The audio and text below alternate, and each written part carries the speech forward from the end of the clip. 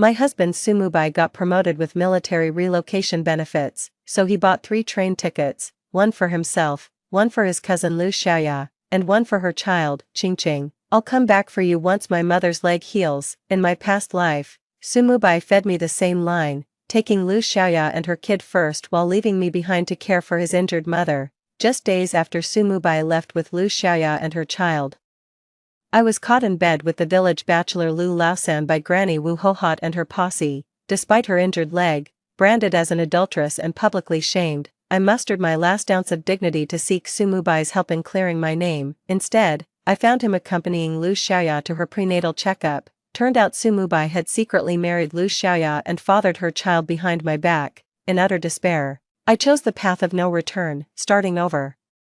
I nodded calmly upon hearing those familiar words. Don't worry, I'll take good care of your mother. Within 3 days of Sumubai's departure, I urgently telegraphed, "Mother critically ill, return immediately." Sumubai rushed back upon receiving the tragic news. Utterly stunned to see Wu Hohot with both legs amputated, he tentatively suggested, "Qingqing, maybe you could stay in the countryside to look after my mother for now, until she," with my packed luggage on my back, I calmly told him. "Blood takes care of blood. As an outsider, I have neither the duty nor obligation to be your family's live-in maid." When Sumubai's promotion transfer came through, I, his wife, was the last to know. Auntie Qin from next door held my hand and said, "Qingqing, you'll be joining the army in a few days. Your hard times are finally over. After you're stationed, do come back to visit me when you can. Don't you dare forget about me." I stayed silent. Sumubai claimed this trip home was just a month-long family visit, but he'd been keeping his transfer orders from me the whole time. Had Auntie Qin not spilled the beans first, he wouldn't have planned to tell me at all. In my past life, I immediately confronted Sumubai after hearing about this from Sister Qin. Reluctantly, he confessed, "Qingqing, Xiaoya and her child are struggling. She needs stable work to support them. I plan to take them with me first, then bring you along next time." Furious, I retorted, "How dare you? I'm your wife. What will people think when you show up with Lu Xiaoya and her child? How will you explain your relationship with her?" Cornered by my questions, Sumubai flushed with anger. "This is charity work. As a military wife, shouldn't you support my decisions? But why should I? When I married him, he was dirt poor, just 2 rundown thatched huts and a frail mother in a bare house. Back then, no one in the village would marry him. They all looked down on his poverty and saw his mother Wu Hohot as a toxic, lazy shrew who'd be nothing but dead weight. I was the one who threw caution to the wind and married him. While Sumubai couldn't lift a finger to help from his military post, I toiled day in and day out under the scorching sun, working my fingers to the bone to earn work points and keep this household afloat. As our fortunes gradually improved with his promotion, the number of dependents he had to support grew as well.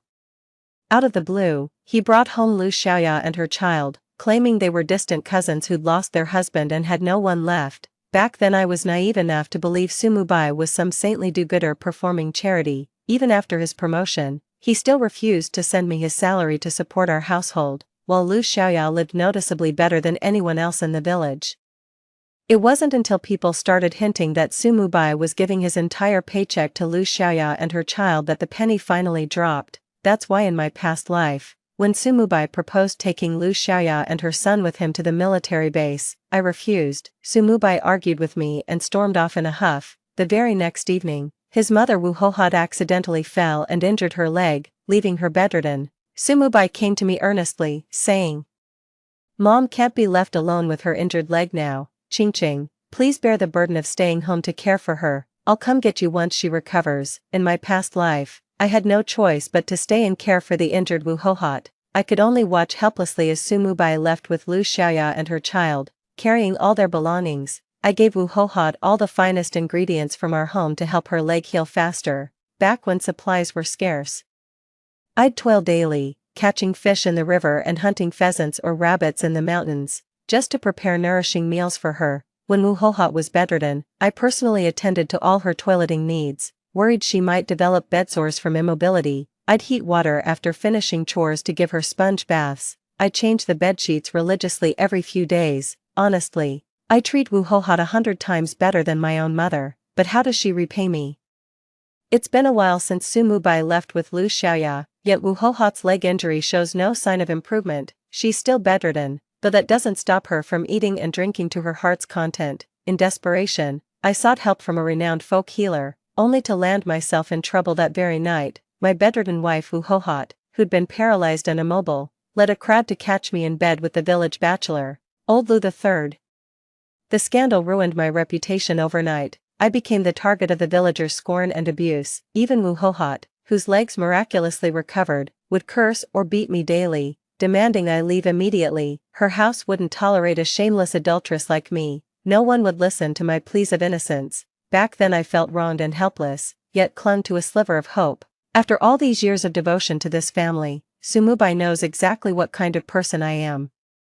That Lu Laosan is 30 years my senior, old, repulsive and disgusting. I'd have to be blind to get involved with such filth. I was certain Sumubai would stand by me and believe in me. He would surely sympathize with my plight and give me a proper explanation. Clinging to that single hope, I rushed overnight to the military base to find Sumubai. During the journey, I considered countless possibilities, except that he could betray me. Then I saw Sumubai accompanying Lu Xiaoya, visibly pregnant, for her prenatal checkup, and learned the baby was already 5 months along. My world collapsed. In a fit of blind rage, I made a desperate scene demanding justice from the military superiors. Then Sumubai produced his marriage certificate with Lu Xiaoya. They were the lawfully wedded couple all along. After slaving away in Su's household for 6 years, I turned out to be nothing but an unrelated outsider. The cruel truth was unbearable, yet impossible to deny, helpless and penniless. I was at a complete loss about what to do, in utter a speeding car on the street, never to wake again. Still dazed from my rebirth, Sister Chin next door repeated the exact same words she'd said in my previous life. Words failed me as I hungrily took in my surroundings. How wonderful, I'm back again. Pushing open the courtyard gate, Sumubai was lifting Lu Xiaoya's child high in the air.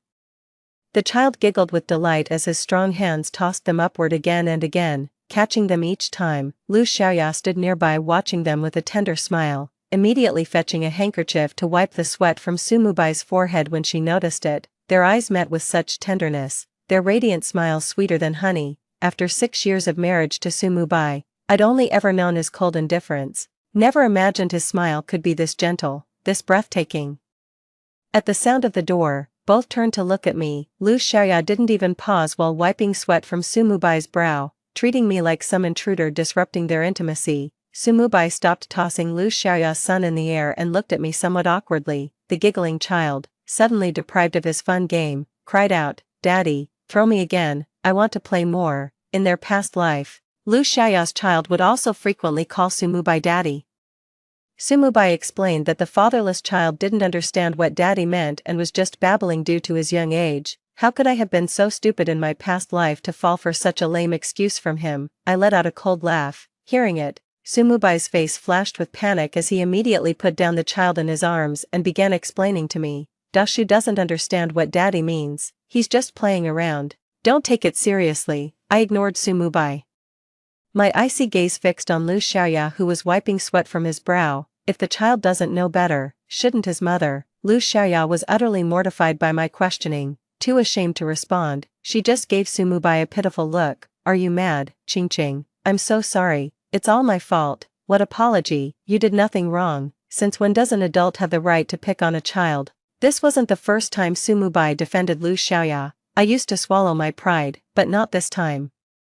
"Sumubai, would you still think it's normal if someone else's child called me mom?" Sumubai was left speechless, with no retort. At that moment, Wuhohot rushed out to mediate, glaring at me. "Weren't you going to buy meat? Why did you come back empty-handed?" I calmly uttered 2 words, "No money." In my past life, I ran around like crazy when Sumubai returned, spending every penny I had to buy him meat and delicacies, terrified of shortchanging him. God, I was such a hopeless fool in my previous life. Out of 5 people in this household, I'm the only one looking pale, skinny and malnourished. If Sumubai had even an ounce of affection for me, he wouldn't have watched me waste away to this ghostly state. I deserved being used by that family in my past life, but it won't happen again in this lifetime. I won't let those heartless bastards take advantage of me ever again. When I said I had no money, Wuhohot became even more displeased.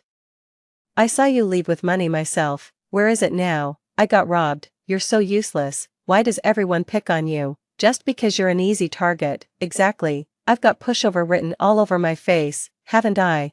That's why people walk all over me. Wu Hohat was stunned speechless. She'd grown so accustomed to bullying me. I'd always just smiled and taken it, that my retort caught her completely off guard, cornered by my retort. Wu Hohat flushed with rage, planting her hands on her hips as she glared at me. Useless, good for nothing. Why aren't you making dinner? Trying to starve us all. I stared coldly back. Are you all invalids? Am I the hired help here? Does the whole household go hungry if I don't cook? You, how dare you? Wu Hohat immediately turned to Su Mubai to tattle. Mubai, look how Gu Qingqing speaks to me right in front of you. You can imagine what I endure when you're not around.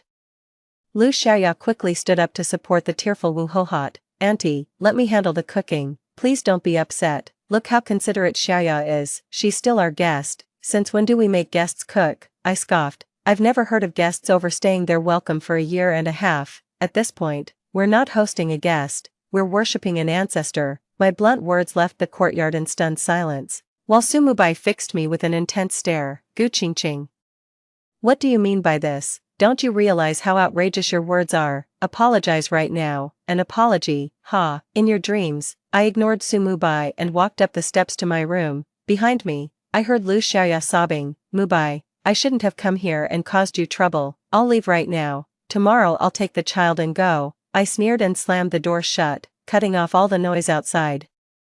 I don't have time to trade barbs with these lowlifes right now. I've got more important things to deal with. Su Mubai brought back some money this time. In my past life, I was naive enough to think he struggled alone outside and refused to spend a single penny of his. Now that I know what scum Su Mubai is, I'd be a fool not to use his money. I unpacked Su Mubai's luggage and pocketed all the cash inside, after packing the hand-stitched cloth shoes I'd made for him through sleepless nights. I hurried out the door again. The courtyard was empty. Su Mubai, Lu Xiaoya, and the others had vanished, leaving only murmurs of consolation from the main hall. Humph. I rushed next door to Sister Qin's house with the shoes in hand. Sister, please take these shoes for Brother Qin to wear. Sister Qin gasped. But aren't these the shoes you made for Mubai? What's happened, sister? I suspect Su Mubai is cheating on me with Lu Xiaoya behind my back. I won't let my hard work go to waste on someone like that. Sister Qin sighed when she heard me say that. Qingqing, ever since that Lu Xiaoya arrived, the village gossip has spread far and wide. I thought you'd resigned yourself to enduring this forever. It's not too late to wake up now. What are you planning to do? I'll take it one step at a time, but I won't let that heartless family off easy. Sister, could you do me a favor? I didn't return home until after having dinner at Sister Qin's place. Su Mubai was waiting for me in the room with a dark expression. The moment I stepped in, he demanded, "What's gotten into you today? Are you out of your mind? How could you speak to Xiaoya and her child like that? What did I say wrong? Is she some helpless cripple, living here rent-free for over a year without lifting a finger to cook? Am I your family's unpaid maid?" You, Su Mubai froze, taken aback by my unyielding, razor-sharp tone. After studying me intently, he finally reined in his anger. Qingqing, we need to talk. I knew exactly what was coming. I've got something to say too. I cut in. Let me go first. The money you brought home is all gone to pay debts, and it's still not enough. Figure out how to scrape together a few hundred more for me. What? You used all that money to pay debts? How did we end up with so much debt? You should ask yourself that. Weren't you the one insisting on supporting Lu Xiaoya and her child? They can't tolerate the slightest hardship. Gourmet meals every day, snacks for the kid, seasonal wardrobes for Xiaoya, not to mention your mother demanding lavish treats every other day. Running this household alone, I couldn't possibly earn enough to cover all these expenses. What choice did I have but to borrow? Speaking of which, you've been away for years without sending a single penny home. You must have saved quite a bit by now. Su Mubai was rendered speechless. In our past life, I'd never given him any cause for concern, so he'd taken everything for granted. Now, learning about the mountain of debt, his face darkened with dismay. Couldn't you have been more frugal? Telling me this is pointless. Go say it to your mother and Lu Xiaoya's family. I've been wearing the same coat for 6 years now. Su Mubai fell silent as he stared at my threadbare clothes, patched layer upon layer. After a long pause, he finally spoke. I'll figure out the money situation. Qingqing, I got promoted. I just muttered oh. Seeing my indifferent expression and complete lack of enthusiasm, Su Mubai had no choice but to continue awkwardly. The army granted a dependent assignment slot. Pack your things, you'll be joining me as a military spouse in a few days. Sumubai's words shocked me. In my past life, this never happened. He'd always specifically requested Lu Xiaoya as his dependent. Why would he change his mind this time around? I didn't trust Sumubai's sudden change of heart, so I kept my guard up. The following evening, I overheard Wu Hohat's conversation with Sumubai. Sumubai said, Gu Qingqing has completely changed these days. The only way I could think of was to pacify her by promising to take her along as a military dependent. Wu Hohat visibly panicked. You're actually taking that useless woman as a camp follower. What about Xiaoya and her child? This is just a temporary measure to keep Gu Qingqing calm. I'm definitely taking Xiaoya with me. She's carrying my child after all. I can't leave mother and child to suffer at home. Wu Hohat immediately agreed. You're absolutely right. Take Xiaoya with you and leave the household to me. I know how to make Gu Qingqing stay. Mom, do you have any good ideas? Fake an injury? Tomorrow I'll claim I hurt my leg in a fall. I've got connections at the hospital who'll help us cover it up. If Gu Qingqing behaves and stays to take care of me, we'll come clean after Xiaoya delivers the baby. But if she causes trouble, don't blame me for what happens next. Mom, what are you planning? Don't you know your own mother? I'll handle Gu Qingqing once and for all, clean, thorough, and permanent, so you and Xiaoya won't have any future worries. Wu Hohat pulled a small pouch from under her pillow and boasted to Sumubai. This is anesthetic I got from a traveling physician. He said just a pinch could knock out a tiger for a whole day. What a vicious old hag. So she was the mastermind behind setting me up with Lu Laosan in my past life. Since you've shown no mercy, don't blame me for what's coming. For the next 2 days, I secretly observed Wu Hohat, Sumubai, and Lu Xiaoya's movements. Watching coldly as they picked the spot for the staged accident and pretending not to notice them discussing the details, I feigned ignorance while packing my belongings to join the army. There was so much to prepare it took me days. That evening, as I was organizing my things, Sumubai walked in. His eyes flickered as he watched me bustling about. All packed, didn't forget anything, almost done. By the way, when are we leaving? The moment I finished speaking, a loud thud came from outside. Followed by Wu Hohat's piercing scream, Sumubai immediately rushed out, while I trailed behind at a leisurely pace. Wu Hohat lay sprawled in the courtyard, wailing like a stuck pig. Both Sumubai and Lu Xiaoya rushed past me to support Wu Hohat. Sumubai cried out with heartfelt concern, Mom, what's wrong? Lu Xiaoya chimed in urgently, Auntie, are you okay? Where does it hurt? Mubai and I will take you to the hospital right now. Wu Hohat wailed incessantly.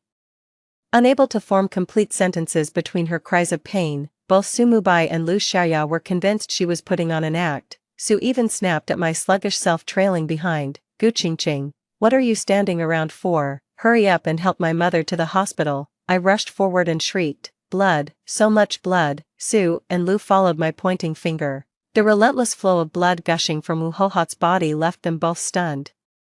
The moment they saw Wu Hohat's blood soaking into the ground, they screamed in unison. Wu Hohat was rushed to the hospital without delay, several miles from the village to the town clinic. With no proper roads, motor vehicles were naturally out of the question. They hauled Wu Hohat on a wooden cart, her screams growing hoarse by the time they reached the hospital. During surgery, doctors discovered her buttocks were riddled with glass shards. The doctor spent a full 3 hours removing hundreds of bone fragments. With this happening, my plans to join the military contingent were obviously ruined. While Wu Hohat lay unconscious in bed, Sumubai couldn't wait to confront me. Qingqing, my mother broke her leg. The doctor says it'll take months to heal. Bones and tendons need 100 days to mend. Someone must stay home to care for her. I understand, I said considerately. Don't worry, I'll stay and take good care of your mother. Qingqing, you're such a blessing. I'll be counting on you to look after Mom from now on. It's no trouble at all. It's my duty, but caring for a bedridden elderly does take energy, so I might not be able to handle other chores as much. About your salary, I'll make sure to send money home regularly. Sumubai promised immediately. I don't want empty promises. You'd better figure out how to borrow money from someone else first. Leave some for me to take care of your mother. Oh. And don't forget about paying back those debts. They'd been overdue for ages. We can't keep dragging this out. Seeing that I agreed to stay and care for his mother, Sumubai responded eagerly. Don't worry, leave it all to me. I'll go borrow the money right away. True to his word, Sumubai managed to borrow 1,000 yuan and handed it to me in less than a day. When handing over the money, he feigned hesitation and said, Qingqing, this military-dependent quota has a time limit. If I don't take you, it'll go to waste. What I mean is, Xiaoya has been struggling with the child, why don't we let her and the kid come with me this time? Once she gets a job, she won't trouble us anymore. No problem, I agreed readily, it wouldn't inconvenience me for long anyway. Sumubai taking Lu Xiaoya away actually made things easier for me. My thoughtfulness moved Sumubai so much he tried to hug me, but I dodged it. Go tell Lu Xiaoya first, have her pack her bags immediately. Sumubai left in high spirits, not even bothering about his mother who was in a sorry state. On the third morning, Sumubai and Lu Xiaoya left carrying bundles of belongings. Just like in their past life, I personally saw them off at the station, solemnly reminding Sumubai as he boarded, "Don't worry about home, I'll handle everything, I won't disturb your work unless it's absolutely necessary." After seeing Sumubai and Lu Xiaoya off, I turned and headed straight to the village office to get our marriage certificate notarized by the village chief. Then I ambled home to find Wu Hohot already discharged from hospital, lying in bed demanding I prepare her meal. Naturally I obliged her request, cooking Wu Hohot an overflowing bowl of noodles with 2 perfectly poached eggs. The egg noodles contained special ingredients Wu had hidden under her pillow, potent enough to knock out a tiger. Wu Hohot happily dozed off after eating her egg noodles, while I rushed outside screaming, "Help, my mother-in-law has collapsed." Hearing my desperate cries, neighbors quickly came to investigate. Everyone gasped at Wu Hohot's condition. Feigning concern, I said, "She was perfectly fine just now, I made her egg noodles myself, and when I returned after cleaning up, she was like this." Someone shook Wu Hohot and called her name repeatedly, but she remained completely unresponsive, baffled. The neighbors muttered, "Could this be some kind of evil possession, really?" I frantically rummaged through the bed and accidentally pulled out the bag Wu Hohot had hidden under the pillow. "What's this?" Everyone stared at the bag. Someone opened it and sniffed. "Weird smell. What's inside this thing?" The person next to them also took a whiff but couldn't figure it out either. At that moment, everyone who smelled the contents of the bag collapsed to the ground with a thud. They showed the same unconscious symptoms as Wu Hohot. Panic ensued. People scrambled to call for help while others rushed the victims to the hospital. Everyone thought it was eerie, convinced some evil spirit in the bag was behind it. I don't see it that way. We can't delay this. She needs medical attention immediately. As I spoke, I found a handcart and loaded Wu Hohot onto it before pulling her out the door. The onlookers who had gathered grew terrified when they saw the object under Wu Hohot's pillow knock 2 people unconscious. No one dared to help me. They all believed something supernatural was at work. That's exactly the effect I wanted, hauling the cart while wailing at the top of my lungs. When we reached a steep section with no one around, I stopped and pushed the cart downhill. I watched Wu Hohot tumble off the cart and plunge into the ditch below. I jumped down after her, picked up a rock, and smashed it hard into Wu Hohot's leg as she lay unconscious. Didn't Wu Hohot love faking a limp? Then I'll make it real for her. She'll never leave that bed again. Wu Hohot's legs were a mangled mess, barely attached by shreds of flesh. I tore at my hair, smeared her blood on myself, and wailed my way up the ravine screaming for help. Villagers from the nearby settlement heard my cries for help and rushed over to assist me in getting Wu Hohot to the hospital. Wu Hohot had broken both legs in the ravine fall, and the doctors made the immediate decision to amputate. I kept vigil outside the operating room all night, and when Wu Hohot was wheeled out legless, I broke down in tears before heading to the post office to send a telegram, "Mother critically ill, return immediately." While sending the telegram, I also mailed a pre-written whistleblower letter to the military leadership. Wu Hohot woke on the 3rd morning, her lips parched as she croaked. "Water." No one acknowledged her plea. Wu Hohot struggled to sit up, but found her lower body unresponsive. She felt like something fundamental was missing. She yanked the blanket aside and looked at her legs. The sight of 2 empty trouser legs made Wu Hohot scream in horror. I pushed the door open and entered amidst her piercing screams. "Awake, my legs, where are my legs? Gu Ching Ching, tell me, where are my legs? Didn't your leg break long ago? Have you forgotten?" I reminded her. "No.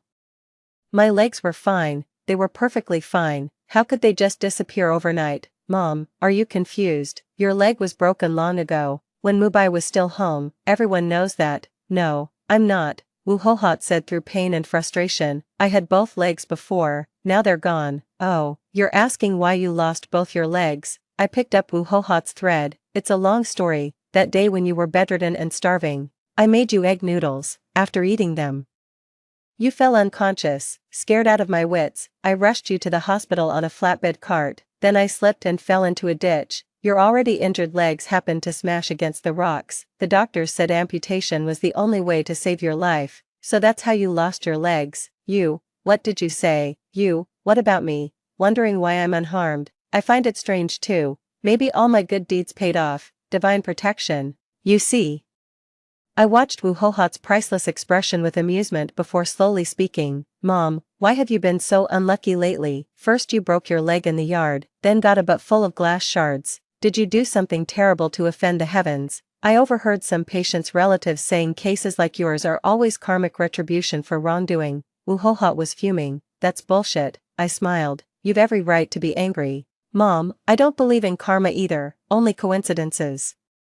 You know, all that glass in your butt was just a coincidence. Actually, I paused before speaking slowly. I broke some glass bottles that day and swept the shards over there without cleaning them up. Never thought you'd be so unlucky as to fall right onto those exact fragments I left. What a terrible twist of fate. Wu Hohat pointed a trembling finger at me, trying to speak. But before she could get the words out, she passed out from sheer shock. Sumubai arrived 2 days later.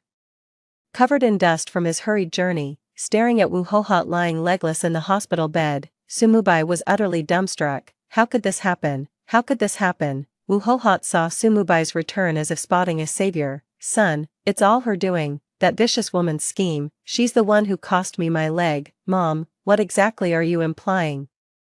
Why on earth would I want to harm you? I protested loudly in self-defense. The whole village has seen how I've treated you, haven't they? Everyone can testify what kind of life I've lived these 6 years and how much I've sacrificed for this family. You can't just slander me because you accidentally broke your own leg. Sumubai also eyed Wu Hohat suspiciously as she shrieked. She admitted it. Said she deliberately put broken glass there to make me fall. Sumubai's expression darkened.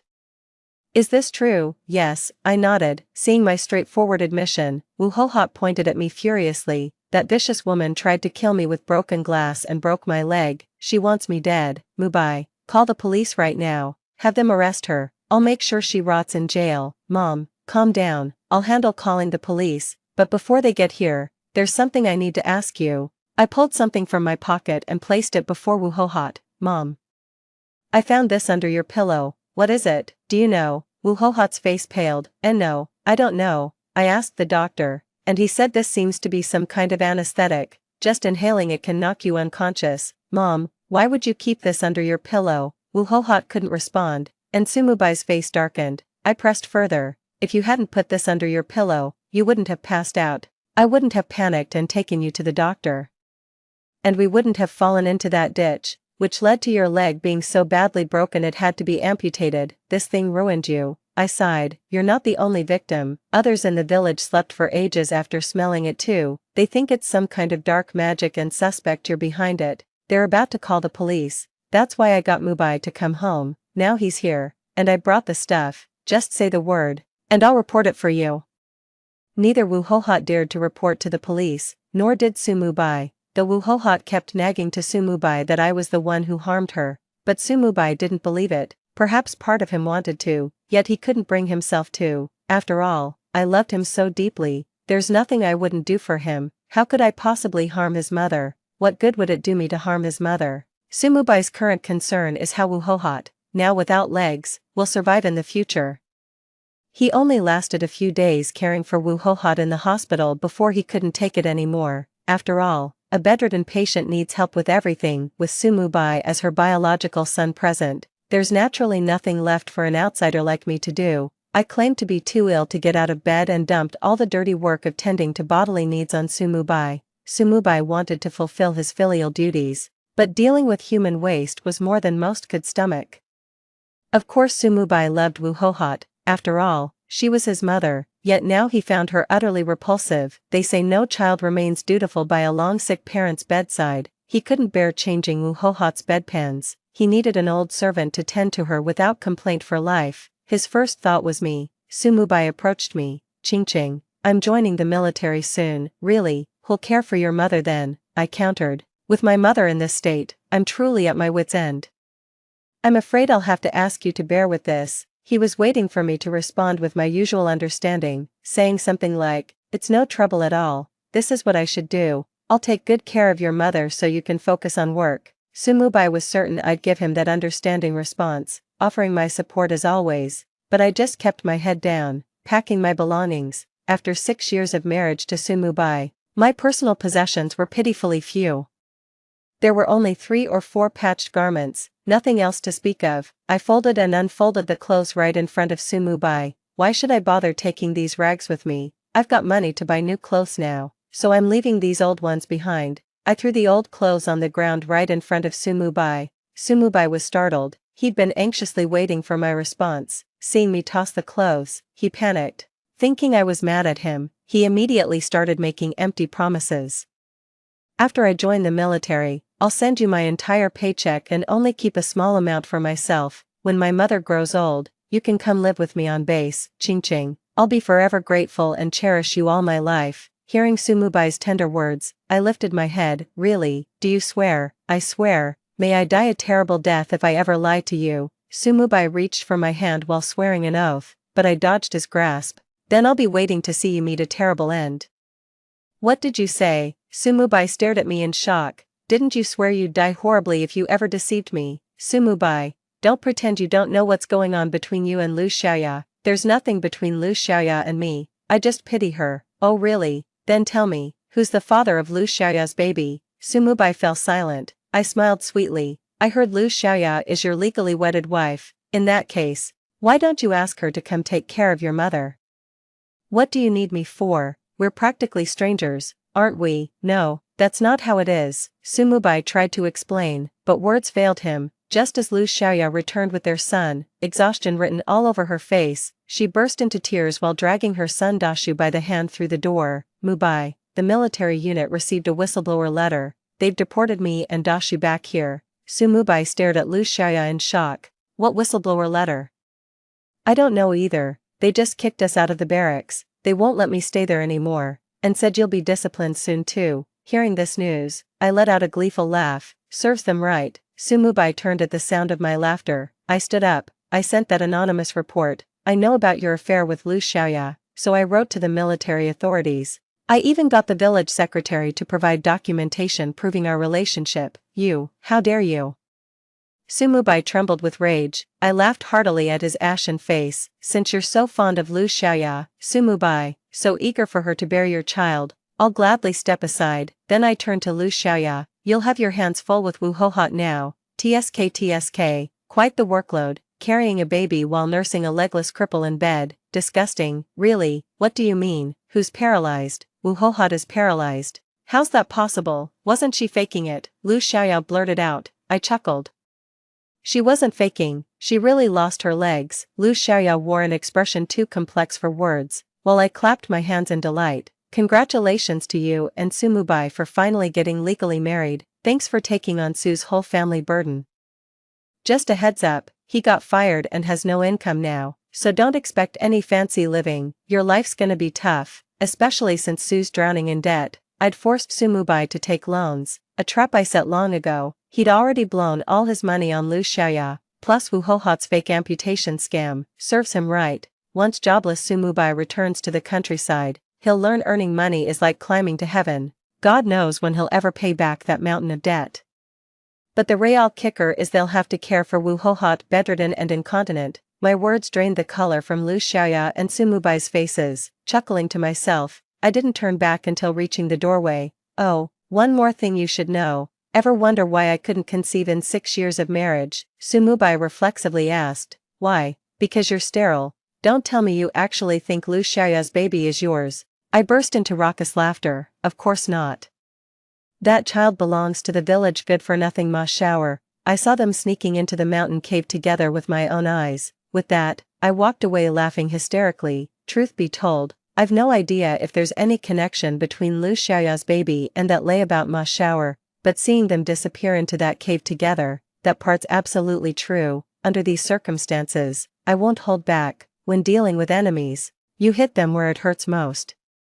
With the money I reclaimed from Sumubai, I headed south to begin my grueling struggle for survival. My days of wandering out in the world were bittersweet. I'm someone who can endure hardship and isn't afraid of hard work. When the winds of reform and opening up swept across the nation, I was among the first to ride the wave of prosperity. My clothing business flourished beyond expectations. I successfully leased over a dozen storefronts, bought a spacious house, drove a nice car, and married a wonderful man. Time flew by in a blink, and suddenly my child was already 12 years old. I hosted my son's 12th birthday at an upscale restaurant in Shenzhen. Never expected to run into an old acquaintance here. Lu Xiaoya, now aged beyond recognition, was working as a cleaner while I strutted down the hallway in stilettos with my perfectly curled waves. As Lu Xiaoya looked up from vacuuming the carpet, our eyes locked, her face froze in shock. You, Gu Qingqing became rich.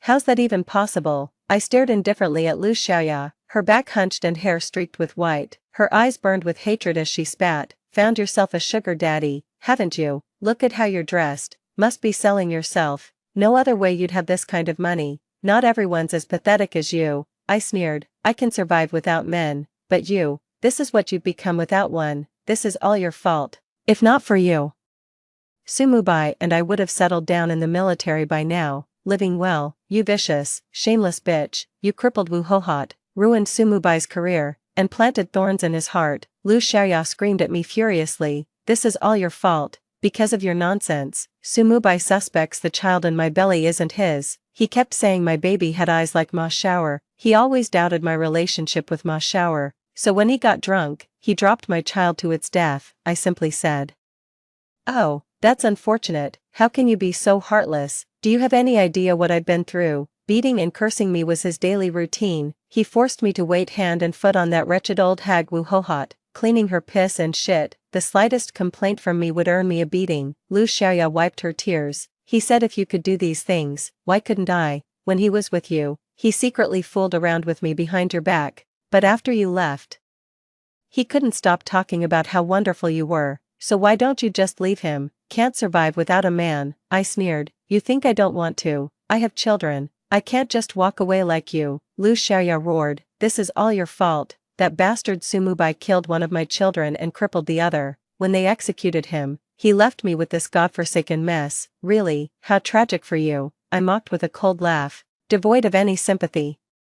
I'm a mother. I could never abandon my child. Raising a disabled kid means no man would ever accept me. All these years I've been struggling just to put food on the table. Seeing me suffer like this must bring you such joy, doesn't it? I answered with brutal honesty. Absolutely thrilled. May your misery last forever, this lifetime and every one after. I walked away in my stilettos without looking back. Lu Xiaoya's enraged screams chasing after me. Pathetic tantrums, nothing to fear. Story 2.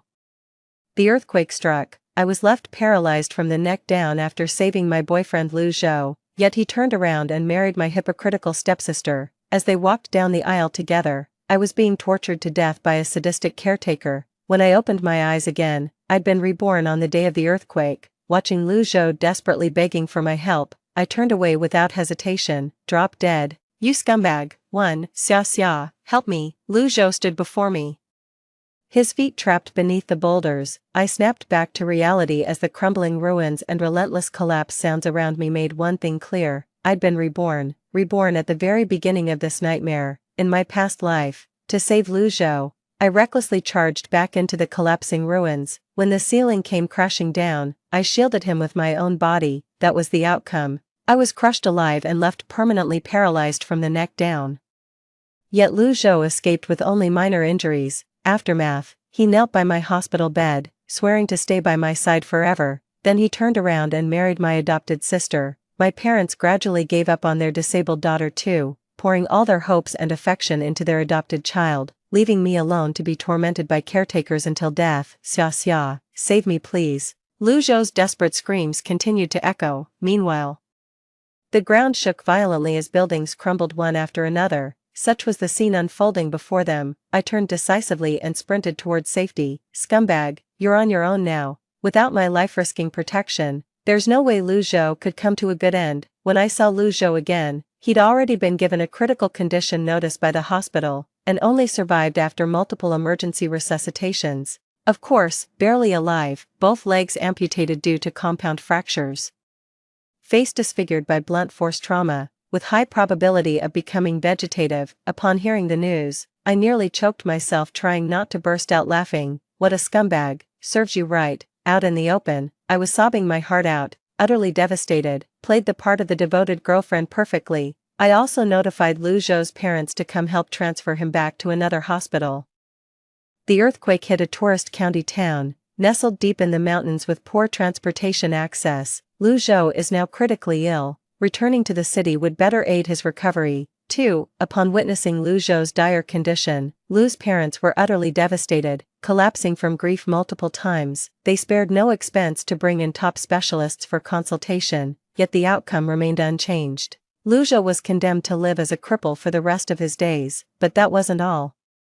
He even lost the most basic reproductive functions. Yeah, right, with his genitals smashed to pulp. No way that thing's still functional. Upon hearing this, old man Lu's vision went black as he collapsed with a thud. The Lu family was wealthy and influential, yet their lineage remained sparse, leaving Lu Zhou as their sole heir. With Lu Zhou in this state, it meant the Lu family line would end with him. That very night, the Lu couple went hand in hand to inquire about IVF procedures.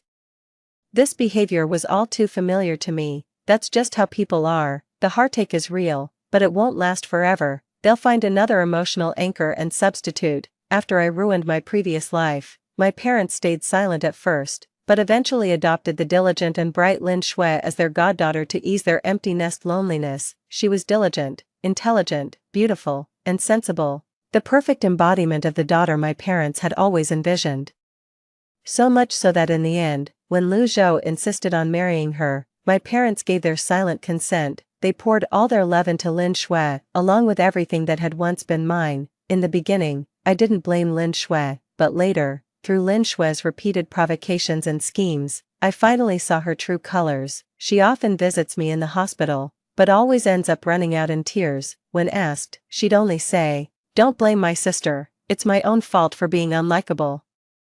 I stole what belonged to her, I deserve all this." 3. She'd even flaunt how much Lu Zhou adored her. She forced me to look through all their intimate photos together. The more distraught I became, the more it delighted her. As for Lu Zhou, the man I saved at the cost of my own life, he tacitly approved all of this too. What's worse, I learned it was his idea for my parents to adopt a goddaughter, and Lin Shui, he personally brought her to meet my parents. That's when I started suspecting whether those two had been carrying on behind my back, but I lacked the means to investigate further. And this time, I'll expose every hidden conspiracy to the light. After leaving the hospital, I drove home. Seeing me return safely, my parents breathed sighs of relief. Just like Lu Zhou, I'm the only child in my family. Otherwise, Lin Shui wouldn't have had the chance to steal the nest. Mom, Dad, even though Lu Zhou's a lost cause now, I won't abandon him. I want to keep taking care of him.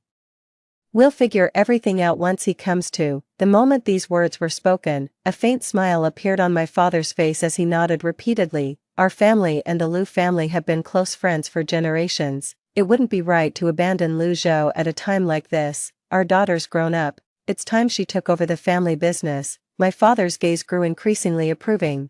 In his eyes, I was his pride and joy, though a daughter. I excelled academically and showed remarkable wisdom beyond my years. I also had a natural flair for business. Among all the privileged heirs, I always stood out effortlessly. That's why he couldn't bear the reality of me becoming disabled. He was willing to spend everything to groom Lin Shui as my replacement, just to reclaim his pride. In my father's eyes, pride was indispensable to him. But I wasn't the only one who could bring him that pride. A month passed in the blink of an eye. Lu Zhou still hadn't regained consciousness, yet I visited him punctually every day, tending to him with meticulous care. 4. His parents were deeply moved by my unwavering devotion, showering me with generous gifts both openly and discreetly. As for me, I never turn anyone away. Absolutely, I didn't get these things for free. Seeing how haggard and lifeless old Lu and his wife looked broke my heart, so the next day, I took them to the orphanage. "Uncle, Auntie, won't you adopt one?" With my most earnest and sincere gaze, they froze in their tracks, stunned beyond words. I knew exactly what was going through their minds: shock, confusion, bewilderment, but there was definitely no refusal. I've already looked into it thoroughly. The Lu couple's IVF dreams were shattered, their age made them ineligible candidates. They nearly cried their eyes out over this. They've already started quietly inquiring about adopting orphans. What choice do we have but to adopt? All those cousins of old Lu's have their eyes on his fortune. Better that than leaving it to these vultures, might as well raise another obedient and manageable one, at least they'd show some respect. The only concern was, worried Lu Zhou might wake up and cause trouble, plus adopting now would seem downright heartless, but now none of that matters anymore, because you've got me now, uncle and aunt, please don't turn me away. I'm speaking not just for myself, but for Lu Zhou too. Lu Zhou was such a devoted son, how could he bear to see you grow old alone with no one to care for you? With reddened eyes, I dragged Mr. and Mrs. Lu straight into the orphanage. They kept saying this won't do half-heartedly. Their eyes had already been captured by a group of lively, adorable children, their gazes gradually filled with tenderness and anticipation. The excuses died on their lips. Eventually, they started discussing with me which child was the most well-behaved and sensible. 5. After a whole morning of careful selection, the two went home contentedly with a thick stack of materials to study. Everything was settled quickly. The Lu family eventually adopted a 6-year-old boy, naming him Lu Tianxi. For this occasion, they held a rather grand adoption ceremony. Many prominent aristocratic families were invited to attend. On the day of the banquet, some insinuated that the Lu parents were heartless and unfeeling, already considering adopting outsiders before their own son had even passed, utterly unfit to be parents. I fired back without hesitation, "Shut up, you don't understand anything. It was all my idea for uncle and aunt to do this. As Lu Zhou's girlfriend, it's my duty to care for his parents in his absence. Seeing them so heartbroken tears me apart. Rather than living like this, adopting a child would help them heal faster. If Lu Zhou wakes up, he'd absolutely support my decision." I spoke with righteous indignation and resounding conviction. Mr. and Mrs. Lu on stage immediately welled up with tears, unable to stop themselves from bowing their heads to wipe their eyes. "I'll hold the fort." The subsequent proceedings went remarkably smoothly. As I was leaving, Mrs. Lu pulled me aside and stuffed multiple sets of keys and property deeds into my arms. The total value easily exceeded hundreds of millions. On the way back, then something unexpected happened. A girl suddenly darted out into the road and blocked our car head-on. The terrified driver slammed on the brakes. The momentum sent me and my parents lurching violently forward. After finally catching our breath, I stepped out of the car. Seeing the girl's youthful yet vaguely familiar face, I smiled. "Lin Shui, long time no see." At that moment, Lin Shui noticed me getting out of the vehicle. He seemed utterly stunned, eyes widening in disbelief before blurting out, "Zhou Xia, what are you doing here? Weren't you paralyzed from the neck down?" 6. The words hung in the air. Uncle Wang, the driver, immediately frowned and shooed Lin Shui away, grumbling in annoyance. Where did this lunatic come from, blocking the car and cursing our young mistress? What a nutcase. But Lin Shui refused to back down. She shook off Uncle Wang, dashed to the front of the car, and began frantically pounding on the window, shouting, "Mom, Dad, it's me, Xiaoxue, your adopted daughter. Don't you recognize me anymore? Come down and see me." My parents were utterly terrified, staring in complete bewilderment at Lin Shui's frenzied behavior, completely clueless about what she was trying to pull. I saw Uncle Wang restraining Lin Shui. My mom hurriedly got out of the car, grabbed me, and we dashed back inside, panting as we ran. She kept saying, "Xiaoxia, run. There's a lunatic here." Lin Shui was utterly devastated by those words, her eyes welling up with tears, desperately making her last stand. She kept recounting those heartwarming moments and happy memories with my parents. What a pity, all this just earned me my mother calling me a lunatic. When had Lin Shui, the apple of my mother's eye who was coddled beyond measure in her past life, ever been treated this way, even after the car had driven quite a distance away? Lin Shui's heart-wrenching sobs could still faintly be heard. My parents simply brushed off the incident. They just thought they'd met some lunatic. But I saw right through it. Lin Shui was also reborn, just like me. She retained memories from her past life, following the course of our previous lives. Right about now, Lu Zhou should be bringing her to meet my parents for the first time, but now, everything has changed. It's Lu Zhou lying half dead on the hospital bed. No one's pulling strings for her anymore. 7. The news of Lu Zhou's disability was tightly controlled by the Lu family. As a poor student, Lin Shui had no way of uncovering the truth. That's why she panicked. She even resorted to stopping their car just to get back on my parents' radar. Just a few days later, the investigative report on Lu Zhou and Lin Shui was completed, a hefty stack of documents. It meticulously documented the secret romantic affair between the two. It all began 2 years ago.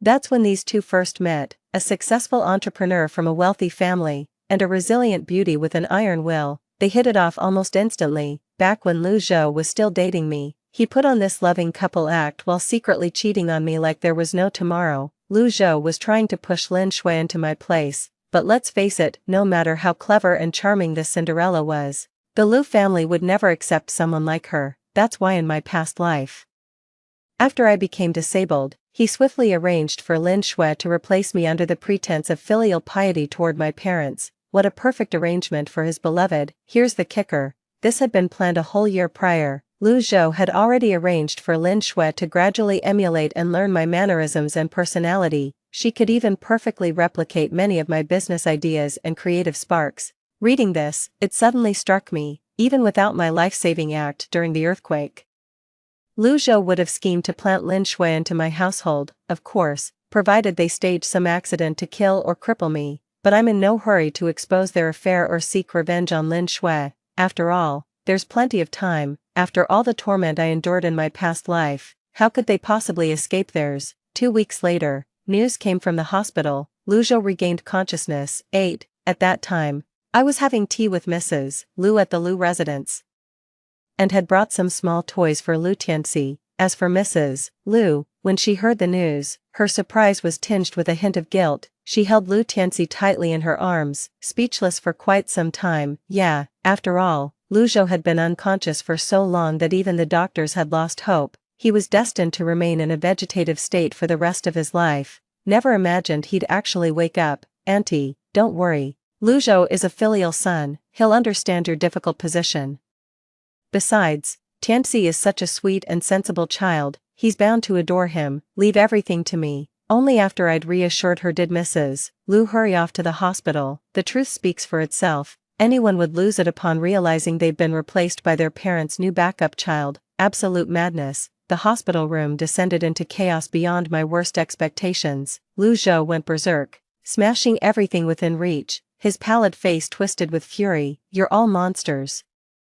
That bastard child was brought home before I'm even cold in my grave. The Lu family belongs to me. No one shall take it. This terrified old master and Madame Lu, especially their newly reunited son Lu Tianxi. The poor child had never witnessed such a scene before. Though frightened himself, the boy stood his ground and shielded his parents with his small frame. Don't be scared, Mom and Dad. Tianxi will protect you. In that instant, tears of emotion welled up in their eyes. After hastily giving a few instructions, they strode off with Lu Tianxi in tow. The receding figure radiated cold determination. As for Lu Zhou, he was utterly dumbfounded. He simply couldn't comprehend how this newly adopted brat had so swiftly usurped his position. The reason is quite simple. It's all because of Lu Tianxi. Absolutely brilliant. 9. Not only is he linguistically gifted, but he became fluent in English almost immediately after starting to learn.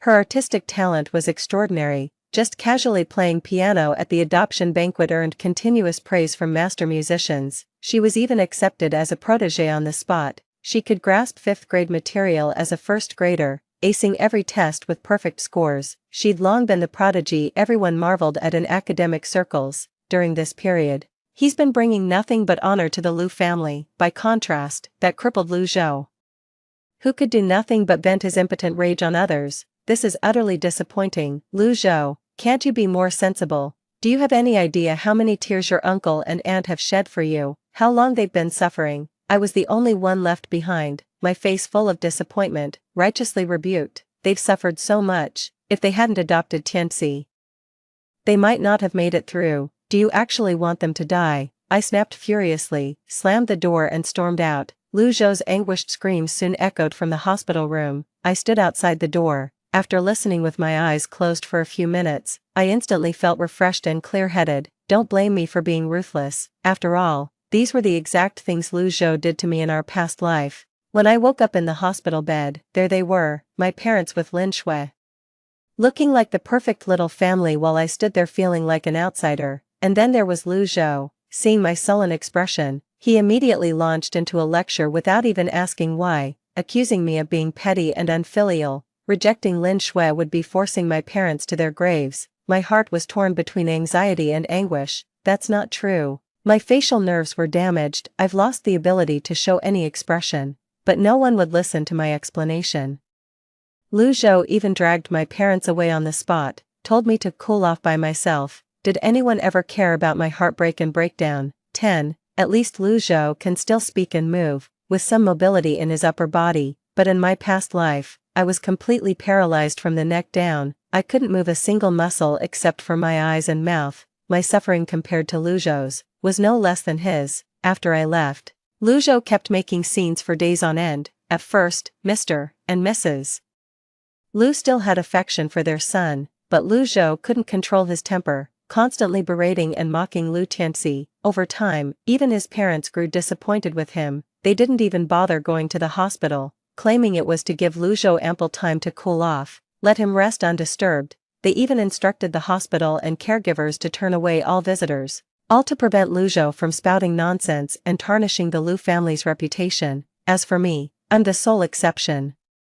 After all, I'd already infiltrated the Lu family's inner circle. Not only did Mr. and Mrs. Lu treat me like their own daughter, even Lu Tianxi showed me extraordinary affection, kept calling me sister nonstop. Mrs. Lu held my hand and said repeatedly, "Xia dear, when things settle down, I'll officially adopt you as my goddaughter. You're such a good girl, I understand everything, we all know the truth." With Lu Zhou's circumstances, marriage is completely out of the question for him.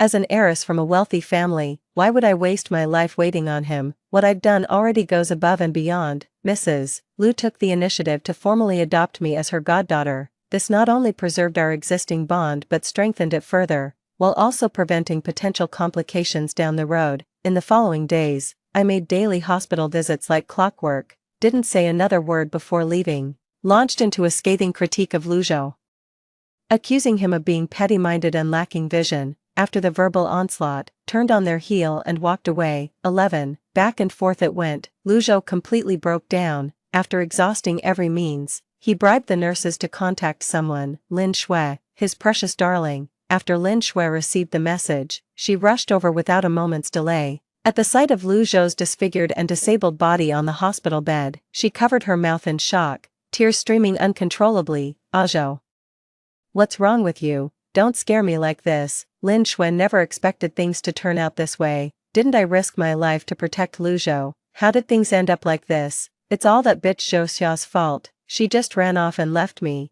If it weren't for her, I wouldn't have gotten smashed up like this." After hearing Lu Zhou's explanation, Lin Shui stood frozen for a long moment before realizing where things had gone wrong. Then Lin Shui recounted everything about her rebirth and her previous life. The two of them spent quite some time reviewing the events, finally came to the bitter conclusion through gritted teeth, their current plight is all my fault. Why didn't I risk my life to go back and save Lu Zhou? It's all because I'm too selfish. They're coming for revenge, to reclaim everything they've lost. And me, watching this unfold on the surveillance feed, I couldn't help but sigh repeatedly, just as I thought.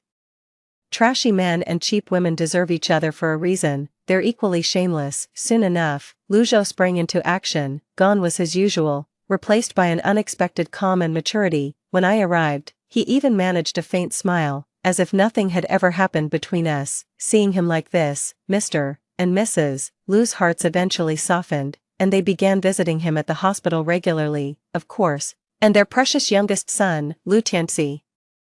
Parents do love to brag about their children's achievements. The conversation always seems to veer off track after just a few sentences. 12. Xiao Zhou. This Tianxi kid is really bright. He aced his exams again yesterday, and even had the thoughtfulness to cook for us when he got home. Don't you worry, once Tianxi makes something of himself, he'll take good care of you. Every time this happened, Lu Zhou's face would turn all shades of purple, grinding his teeth to stop himself from cursing out loud, outwardly praising Lu Tianxi along with everyone else, secretly wishing they could skin Lu Tianxi alive. A month later, Lu Zhou finally reached his breaking point. He blurted out his idea without hesitation. "Mom, Dad, I want to marry Xia. I know I'm a good-for-nothing and shouldn't hold Xia back, but I truly love her, and she loves me too. I know Xia would never abandon me." After Lu Zhou spoke, everyone fell silent. When no one backed him up, Lu Zhou gritted his teeth and threatened to kill himself if they didn't agree, especially when they saw me walk in. They dragged me off to force a marriage registration, even picking the date themselves. A crowd quickly gathered at the entrance, people were whispering and pointing, some even live-streaming the whole thing. they kept blabbering that Lu Zhou got injured like this solely to save me. The insinuation was clear. If I refused to marry Lu Zhou, I'd be heartless and ungrateful. Lu Zhou really upped his acting game, suddenly pulling out a knife and pressing it against his own throat. Xia xia, I saved you of my own free will. I won't make things difficult for you. Don't worry, I'll just go die right now. At this sight, the onlookers all started berating me. What a heartless woman, she's utterly shameless. What's the big deal about getting married? What's wrong with saying yes? He did save her life after all. As the situation and public opinion grew increasingly heated and out of control, Lu's father, who had remained silent until now, suddenly rushed forward. 13. He snatched the knife from Lu Zhou's hand and shouted angrily, "Enough, your mother and I have officially adopted Xia Xia as our goddaughter. From now on, you two are siblings in all but blood. Put that filthy idea out of your head for good." It finally dawned on Father Lu Zhou had this planned all along. His recent calm and sensible act was just to trick them into withdrawing all the guards, all for this ambush today. No need to guess, that crowd of spectators outside was probably Lu Zhou's doing too. Right after that, Mother Lu added salt to the wound with bitter disappointment. "My son, not only are you crippled, but you've lost your manhood too, and you insist on marrying Xia Xia. You're just ruining her life. Any woman who marries you would be doomed to a lifetime of loneliness." At this moment, the onlookers suddenly realized the truth. The poor guy lost his manhood, so he's a eunuch. What's the point of getting married in that condition? What a bloody disgrace. Now that's what I call decent parents. They actually care about the girl's well-being. Lu Zhou's face darkened like charcoal. His fists clenched with a livid expression. I feel like dying from shame. For a man, having such things discussed in broad daylight is nothing but a total humiliation. The most infuriating part, it was his own mother who spilled the beans. Who the hell could take this? The court of public opinion was clearly leaning one way. Someone immediately stepped forward to defend Lu Zhou, speaking with righteous indignation. Not getting married is fine, at the very least. Lu Zhou saved this woman's life and got injured in the process. Is it too much to ask for some compensation? At the very least, half the family fortune should go to them. As for Lu Zhou, he met my gaze with a shadowy smirk. 14. Lu Zhou clearly took advantage of the earthquake's chaos. No surveillance, no witnesses. To brazenly spin this lie about saving my life, he struck first to gain the upper hand. Even if I deny it, they'll think I'm just being stubborn. Either way, he comes out on top. Lu Zhou seized the moment, even claiming that when I fainted from shock, he heroically carried me to safety.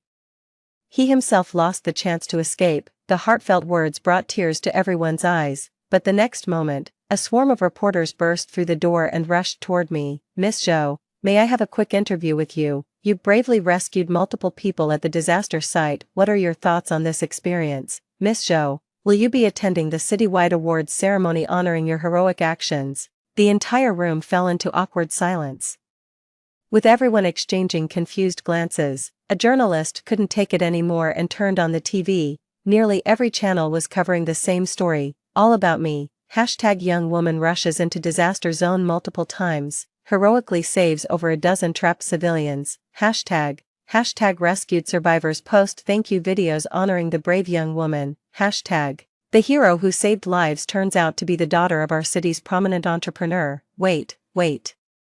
Right next to the series of red headlines were my on-site photos and videos. In the video, I dashed forward with lightning speed, leveraging my knowledge of the terrain while barely considering my own safety. Time and again I ventured deep into the disaster zone, carrying people in my arms and on my back to rescue over a dozen survivors. Even when covered in blood myself, I never faltered for a second. This continued until the rescue troops arrived. I slipped away quietly. The footage is grainy, taken from the only surviving surveillance camera at the scene. At this very moment, all eyes instinctively turned to Lu Zhou. 15. It's obvious to anyone with eyes. Do I really need his help like this? And another thing, didn't he say I passed out from the start? Who's that sprinting like the wind in the video? A damn ghost or something? Lu Zhou stood speechless, fists clenched and face dark as thunder. After what felt like forever, he finally choked out, "Maybe I remembered wrong."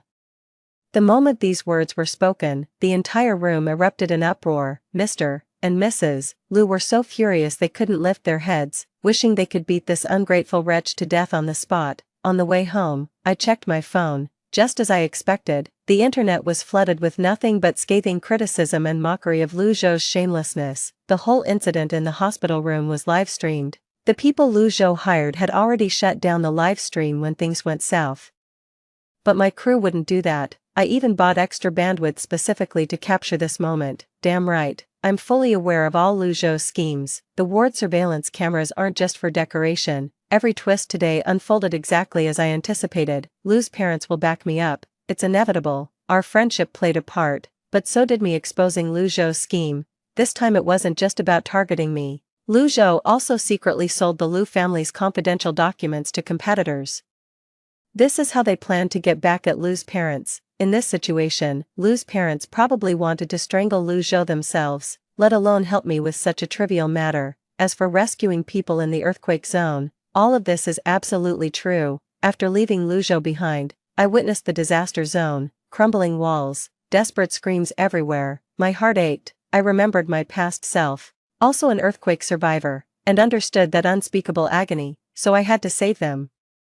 I've trained in Sanda and have decent physical fitness, drawing from my past life memories. I gave everything to save people, stumbling and getting injured along the way, but never giving up. 16. I wouldn't wish the pain I've endured on anyone else. After the rescue, slipped away quietly. I'm no saint, I don't do good deeds anonymously. I just prefer to claim credit when it matters most, like right now. As for Lin Shui, she's probably cooling her heels at the police station waiting for someone to bail her out. After all, she was handpicked by Lu Zhou to steal the Lu family's confidential documents. Old man Lu is absolutely livid this time. I've already instructed my lawyer to reject any settlement offers. Their stance is absolutely uncompromising, given the nature of Lin Shui's crimes. Even if unsuccessful, a severe trial could still land her in prison. Frankly, I can't be bothered to dwell on these matters.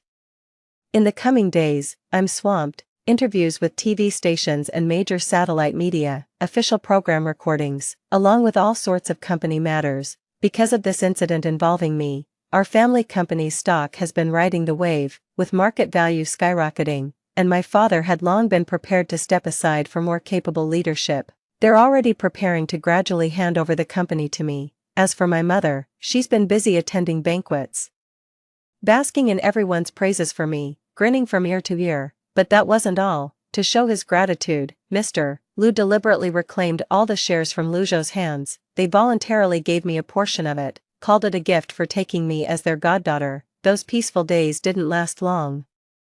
Then came news from the detention center. Lin Shui is pregnant. That's not the point. The real bombshell. Lin Shui swears the baby is Lu Zhou's. Lu's parents rushed to the scene in the dead of night. According to the doctor's diagnosis, Lin Shui is 4 months pregnant, and the fetus is developing perfectly. 4 months. That was right before the earthquake happened. 17. Lu's parents didn't believe it at first, but Lin Shui made it sound so convincing.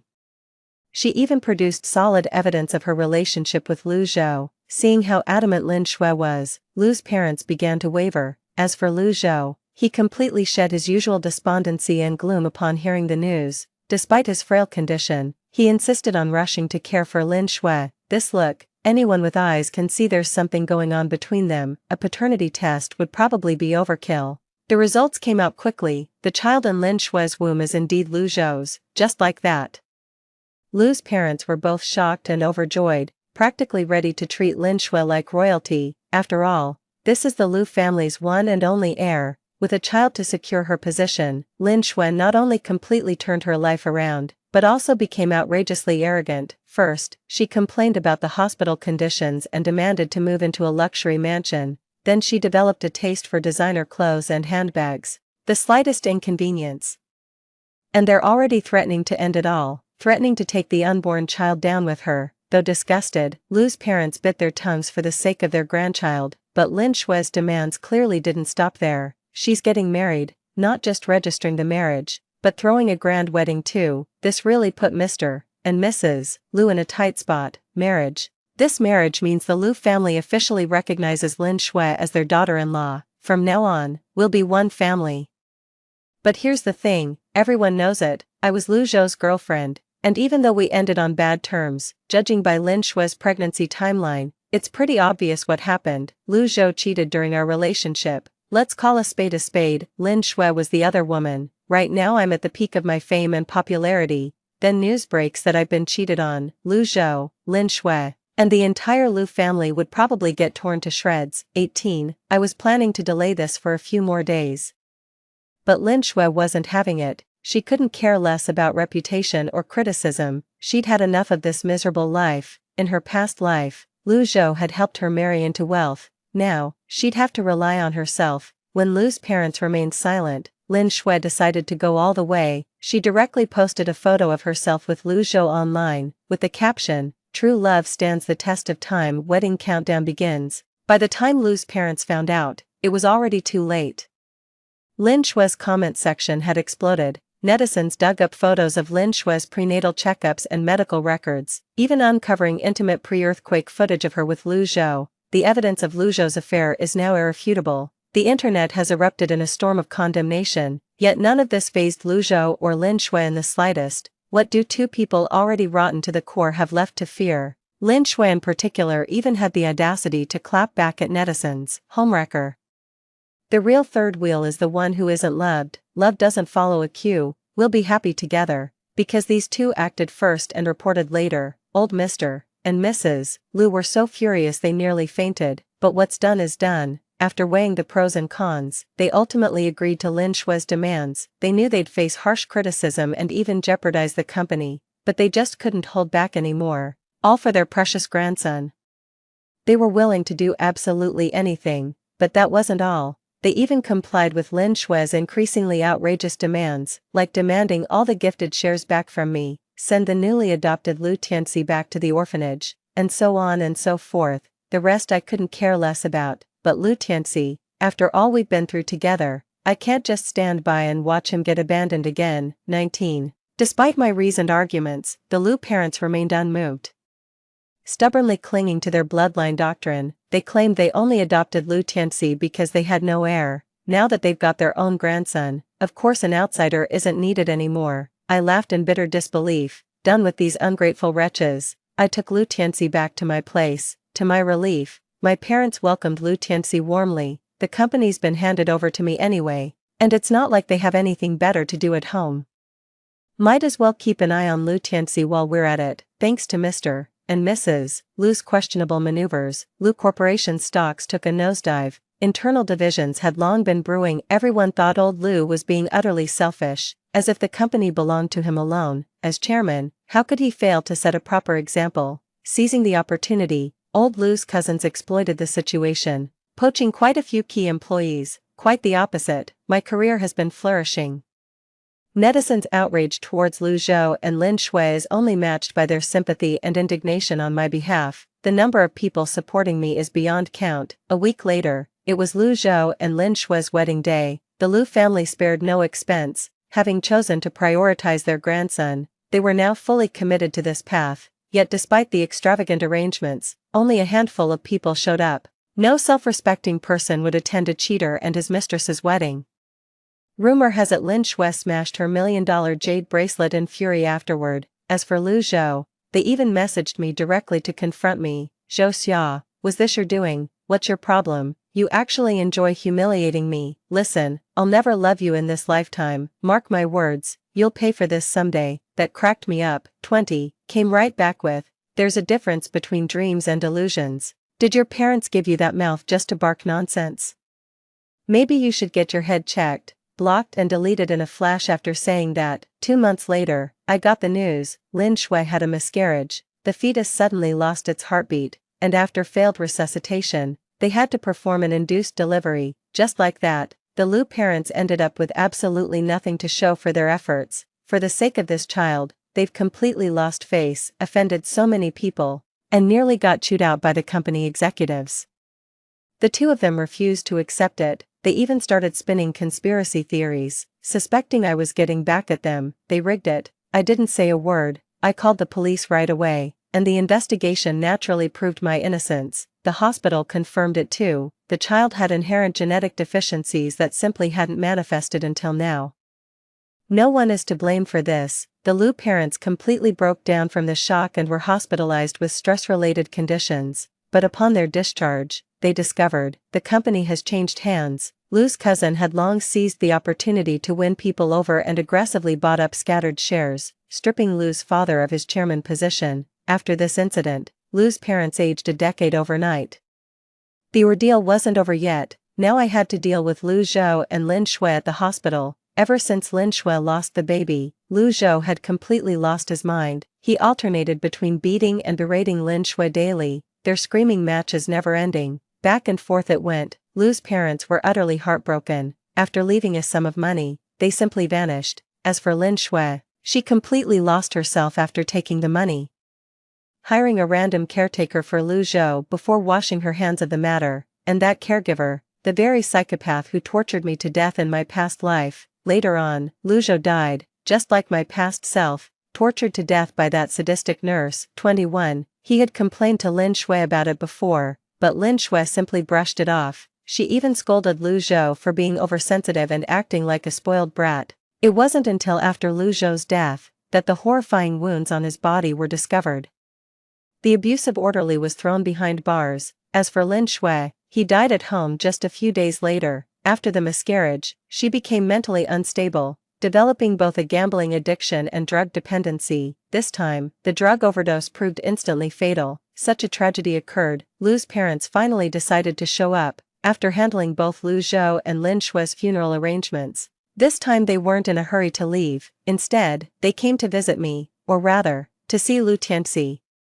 All the sons and grandsons are dead. Finally remembered the adopted genius son from years past. They've grown old, and suffered too many shocks. Blood ties stopped matching long ago. What a pity. Lu Tianxi is no longer with me. You two haven't heard yet, have you? Tianxi's birth parents have come for him. Tianxi is actually the youngest son of Asia's richest family. He only ended up in the orphanage after getting lost by accident. After I finished speaking, I made sure to show Mr. and Mrs. Lu the news report. #billionaire's long-lost youngest son found and his adoptive mother is her. #in grateful return. Tycoon pours millions into Zhou family business. Good deeds bring good fortune. The charmed life of Zhou Xia. At this very moment, only then did Mr. and Mrs. Lu realize what opportunity they'd lost. If only they hadn't abandoned Lu Tianxi back then. Out of gratitude for their upbringing, Lu Tianxi's birth parents would surely repay them with all their might, just like me now. What a pity, it's all too late. It's just their ill fate, they weren't blessed with such good fortune. 22. After exchanging some polite compliments about virtue being rewarded, they took their leave, watching Mr. and Mrs. Lu's retreating figures. I laughed. Truth be told, I was never truly a good person. I knew Lu Tianxi's true identity from the very beginning, in my past life, when I was in the hospital. News broke that the youngest son of Asia's richest man was tracked down to an orphanage by his enemies and brutally murdered. The manner of death was utterly gruesome. A second chance at life. I'm ambitious. I'll seize every opportunity within my grasp. I deliberately brought Lu's parents to the orphanage where Lu Tianxi lived. It was also me who asked the director to highlight Lu Tianxi during the introduction. I've learned that Lu Tianxi lost his memory right after arriving at the orphanage. But that never hindered his remarkable intelligence. His parents would choose him. What a shame, they're so heartless and selfish, abandoning Lu Tianxi completely just for their own grandson. But me, I can take him in without raising any suspicion. Everything falls perfectly into place. I gave them the opportunity. Too bad they didn't take it. Lin Shui's pregnancy was exactly as I'd anticipated. In my past life, Lin Shui was also pregnant, unfortunately. The pregnancy couldn't be sustained due to genetic abnormalities. This lifetime followed the same pattern. I had someone discreetly inform Lin Shui that the Lu parents never intended to accept her. We'll kick her out after she gives birth. That's why she desperately exposed her affair with Lu Zhou. Even being called a homewrecker didn't stop her. All to secure her position. Lin Shui demanded marriage, demanded Lu Tianxi's eviction, demanded company shares, demanded money. The Lu parents could have refused all these demands, yet for the sake of their precious grandson, they chose silent compliance and support. Thus, all this came to pass. It was doomed to be a futile effort from the start. As for that deranged caregiver, before I could intervene, Lin Shui confronted her first. From beginning to end, Lin Shui was well aware that caregiver was shady, but she did it on purpose. Just like how she tormented me in our past lives, now she's doing the same to Lu Zhou. Once Lu Zhou dies, all the money left by his father will be hers. 23. As for me, I just managed to call the police for Lu Zhou in his final moments. I knew Lin Shui was doing drugs. Before I could even report her, she overdosed and kicked the bucket. Maybe it's for the best. At least I'll have Lu Zhou for company on the road to rebirth. Later, my career flourished, and under my leadership, the company reached unprecedented heights. As for my parents, they started pressuring me to get married. Just like all parents do, they had this whole life path planned out for me. When I firmly refused, my dad took it as a challenge to his authority, to teach me a lesson and keep me in line. My father came out of retirement, trying to regain control of the company, but now, he finally realized everything had changed. His authority and prestige had been gradually eclipsed by me over these years, to the point where most people in the company don't even recognize him anymore. Nobody pays attention to or cares about his decrees. Of course my dad refused to accept it at first. He reached out to former partners, friends, and investors, but came up empty-handed. Nobody was willing to help him. After hitting wall after wall, my father finally understood. He lost. I'm no longer someone he can manipulate at will. I remain his pride, unique and irreplaceable, now and always. As for him, forever shackled to pride. All of this is what I've fought so hard for, my past life's tragedy. Are Lu Zhou and Lin Shui really the only villains here? Aren't my parents just as guilty? They never laid hands on me or schemed against me, but they abandoned me and crushed my will to live. Sometimes, those who stay silent share the guilt of the abuser. During those years confined to a sickbed in my past life, watching Lu Zhou before me, his feet trapped beneath the boulder, throne, if I could reach an irreplaceable position, even as a cripple, no one would dare discard me at will. Men, family, friendship, they will all betray you. Only power and status remain loyal. A second chance at life. My goals have always been crystal clear. Shed all distractions and focus solely on building my career. The end. Next story. Guangjing threw money at me, and I slapped him in public. I hate him for treating me like a plaything, but after I was murdered, he killed my enemy for me and committed suicide in front of my grave to show his love for me.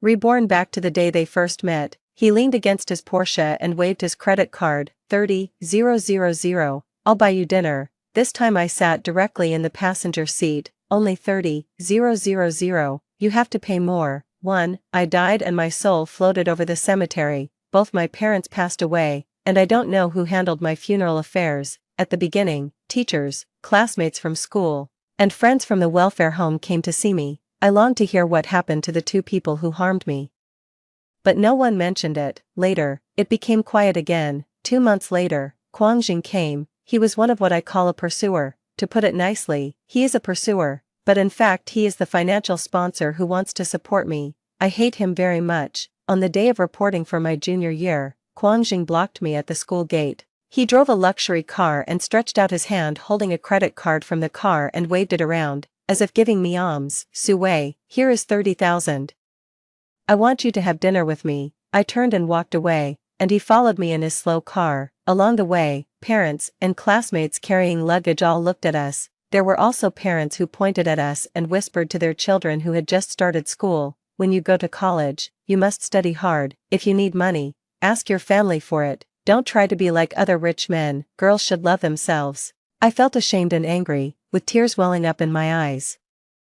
As soon as he got off the car, I slapped him on the spot. Guangjing, who do you think I am? Do you respect others? Guangjing was beaten back half a step, with red marks clearly visible on his face. His eyes turned cold instantly. He pursed his lips and punched the car door. Sooner or later you will beg me for help. I wiped away my tears and turned away. Later, Guangjing also harassed me, and every time I scolded him, I gritted my teeth and I once thought he would hit me, but in the end, he just said, Su Wei, remember, except for me, no one in this world will be truly generous to you. What he said was too arrogant and fake, so I just ignored it. Anyone could be sincere except him. It was not until I calmed down and thought back to the days after his death that I realized that it was Guangjing who was truly generous to me. At that time, the dean had another heart attack and was sent to the hospital, and he had to undergo surgery as soon as possible. I spent all my time working from 8 in the morning to 5 in the morning, sleeping for 3 hours and then getting up to continue. One time I came out of a KTV at 5 in the morning and was so tired that I fell asleep sitting at the door. It was Guangjing who woke me up. He stared at me quietly for a while, then he squatted down and looked me in the eye and said, the counselor told me to tell you that if you don't go back to class, you will be put on probation. I rubbed my face and said, wait a little longer. Until I finish my work today. Quang Jing frowned, looking unhappy. Are you so short of money? I didn't say anything. Quang Jing took out a card from his pocket and said, here. I immediately turned my head away. I don't want your money. Can I eat you? He sneered. Don't worry, I'm not supporting you. I'm just borrowing you. When will it be returned? I asked. Casual. I lowered my head, hesitating whether to answer it. Quang Jing's patience was clearly running out. He grabbed my hand and shoved the card into my palm. You can consider other people's money, but not mine. You are like a stubborn donkey. You treat your self-esteem as a carrot and you can pull the millstone for your whole life. I clutched the card tightly. He doesn't understand that for me. Self-esteem is the only thing that I don't need to fight for. I can keep it just by persisting. I whispered. I'll pay you back when I graduate and get a job. Quang Jing stared at me for a few seconds and suddenly smiled. Su Wei, you really have guts, too. It's a pity that I died before I graduated. Is Quang Jing here to collect debt from me? He seemed much more haggard and had a little stubble on his face. He is different from the young man who was always well dressed in my memory. He sat quietly in front of my tombstone for a while, then took out a ring from his pocket. I have seen that ring. He always wears it on his hand and never takes it off. Quang Jing placed the ring in front of the tombstone, together with the flowers, then supported himself with his hands and looked up at my photo on the tombstone. Su Wei, you are really stupid. You don't even know how you died, and you still need your man to help you find out. Whoever is my man, I will spit on him. I bribed those idiots with just a few bucks, and they finally ruled that you committed suicide, but it doesn't matter. Your man is more capable, and he avenged you. I'll make them pay you back tenfold for the blow you took. He laughed heartily, but the wind blew his hair into a mess, and he looked so lonely. In your next life, I hope you can be born into a good family and not live such a hard life, he said softly. After Quang Jing finished speaking, he took out a dagger from behind and stabbed it straight into his heart. No matter how much I cried and screamed, I couldn't stop the blood from gushing out. His lips moved slightly. So, you are in so much pain. Quang Jing fell in a pool of blood, dead. I cried bitterly and touched his eyebrows, shouting help again and again. Please, someone can come and save him, but no one can hear my voice. 3. When I opened my eyes again, I was standing at the university gate. In front of him was Quang Jing, who was holding a credit card and looked like he deserved a beating. At this moment, he had not yet been provoked by my attitude to the point where he was emitting a sharp and gloomy aura. Nor had he been tainted with the dejection and determination before committing suicide. He is still full of vigor and is a favored child of heaven, not a murderer. Su Wei, here is 30,000. I want you to have dinner with me. Seeing that I was looking at him in silence, he added, don't rush to reject me. Without waiting for him to finish, I opened the car door and sat in the passenger seat. Who said I was going to refuse? Quang Jing was stunned for a moment, as if surprised by my attitude, then he raised a playful smile and got back into the car. It was not until then that I realized that this was not a dream. I was really reborn. I leaned against the car window and could feel Quang Jing observing me out of the corner of my eye. Now he doesn't know me. I agreed to get in his car so readily. He probably thought I was a gold digger, but if I were to live my life over again, I would definitely give it to him. In my previous life, in order to protect my ridiculous self-esteem, I made myself and the dean suffer too much. After I die, her illness will never be cured and she will have no choice but to wait for death. The person who had set his sights on me didn't dare to do anything to me at first because Quang Jing was around.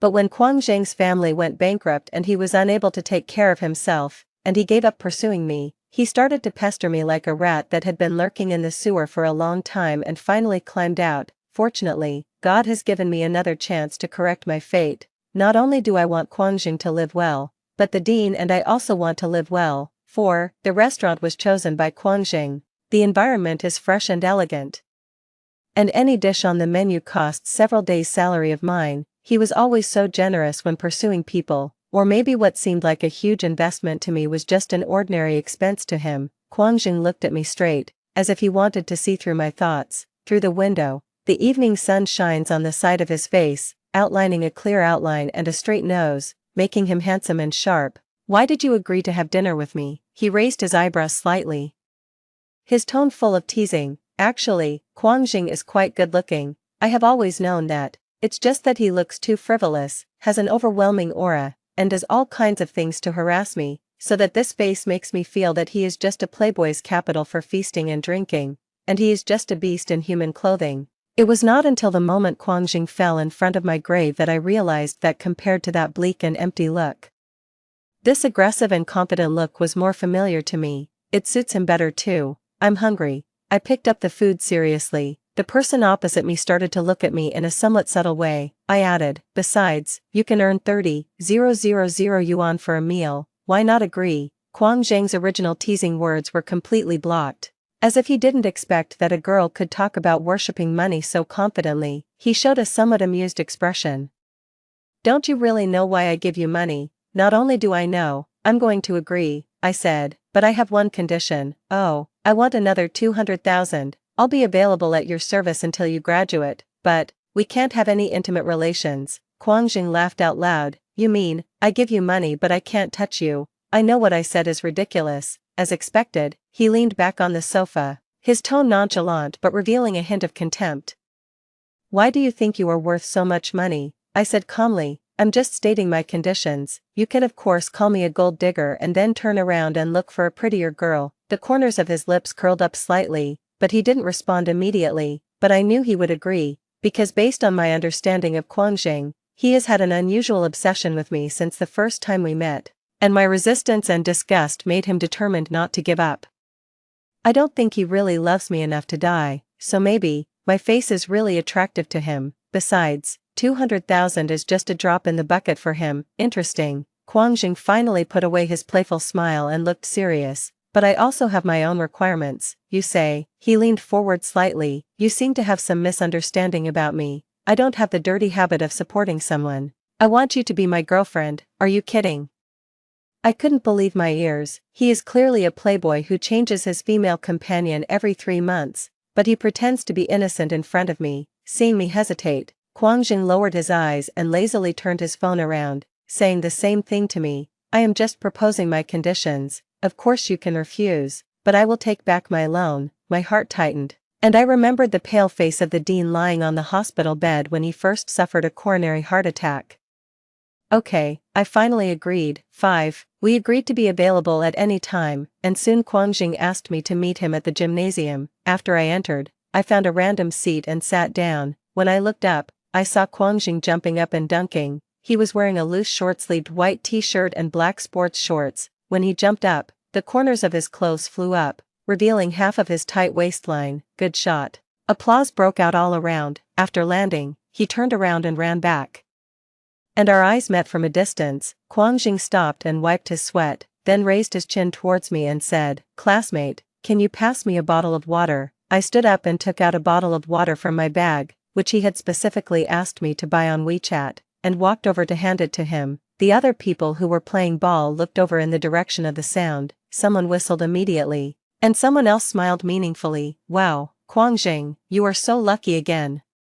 Is this beauty a newcomer? Before I could react, Quang Jing kicked me and yelled, "Are you calling me beauty? Call me sister-in-law." I was a little surprised that he would make it public. At the same time, I feel an indescribable shame about the word sister-in-law, as if a child is pretending to be an adult. The person who was kicked quickly changed his words. Others also noticed something. In their circle, girlfriend and lover are two different identities. They exchanged glances, and the nonchalant attitude on their faces changed noticeably. Quang Jing walked over and lowered his head and asked, "I asked you to come and watch me play basketball, but why are you hiding so far away?" I didn't say anything and just stuffed the water into his arms. Quang Jing's expression was calm. "Help me twist it." I just bumped my finger. Immediately afterwards, mischievous boos came one after another. Oh, Jingji is pretending to be weak. So brother Jing is like this in front of his sister-in-law. Although Quang Jing didn't show any expression, his eyes were drooping and he looked aggrieved. "That's enough." I glared at him and said in a low voice, then unscrewed the bottle cap for him. Quang Jing laughed. He then took it and tilted his head back to drink the water, with drops of water sliding down the corners of his lips and into his collar. "Hey." I quickly pressed a tissue against his chest. "What are you doing? It's all spilled." As soon as I finished speaking, Quang Jing grabbed my wrist and pulled me forward, and my hand touched his slightly wet clothes. Seeing that the situation was not right, the others consciously went back to continue playing. He lowered his head with a smile, and whispered to the tip of his ear. "Have you touched enough? Do you want to lift it up and take a look?" My face flushed, I retracted my fingers as if I had received an electric shock, and subconsciously shouted, "Guangjing." This sentence doesn't sound like a scolding, but more like an act of coquettishness. I quickly stopped talking and glared at him, then met his triumphant smile. It's that familiar rogue face again, it makes me feel upset when I see it. "Where's the agreed 200,000? When will you transfer the money to me?" I said coldly. Kwang Zhang's smile disappeared. He looked at me dimly. "Are you so short of money?" 6. After getting the money, I took the dean to the hospital for a physical examination as soon as possible. The dean was diagnosed with coronary heart disease a month earlier than in his previous life, so he was able to be hospitalized immediately and arranged for surgery. The director held my hand and trembled. His face was pale and his eyes were red as he said, Wei, what should I do? "The operation will cost more than 200,000 yuan. How can I afford that much money?" I put my arm around her shoulders, stroked her hands, and said, "Don't worry, Dean Mama, I have money." The dean turned to look at me in surprise and asked, "You are still in school, where did you get the money?" "I won a prize from a big computer competition, the finals are in Beijing. I'm going to take a leave of absence to attend the competition the week of your surgery. I'll be able to pay off the surgery fee when I come back." This is the most reasonable explanation I can think of. In my previous life, I was indeed shortlisted for this competition, but I didn't dare to take a leave from my job at that time, so I missed the competition. The dean's eyes lit up, but then became filled with worry. "That's not that much. As long as you make it to the finals, you can get at least 200,000 yuan. The big company also gives you a signing bonus." I took out my phone and quickly searched the news from previous years. Look, the senior who won the award last year went straight to this big company after graduation. In fact, the news on this page was 5 years ago, and there are no such large bonuses now. But the dean was presbyopic and couldn't see the words clearly. She just stroked the photo of the young man in a suit on the screen, and finally smiled. "Our Weiwei has a promising future. Studying is really useful." If she knew that the child she was so proud of not only often skipped classes in his previous life, but also had terrible final grades and was almost on probation, but was eventually murdered, ending his short and miserable life, would she be disappointed? My eyes instantly turned red and I quickly lowered my head and pretended to look at the electrocardiogram. At the same time, long-term plans also emerge in mind.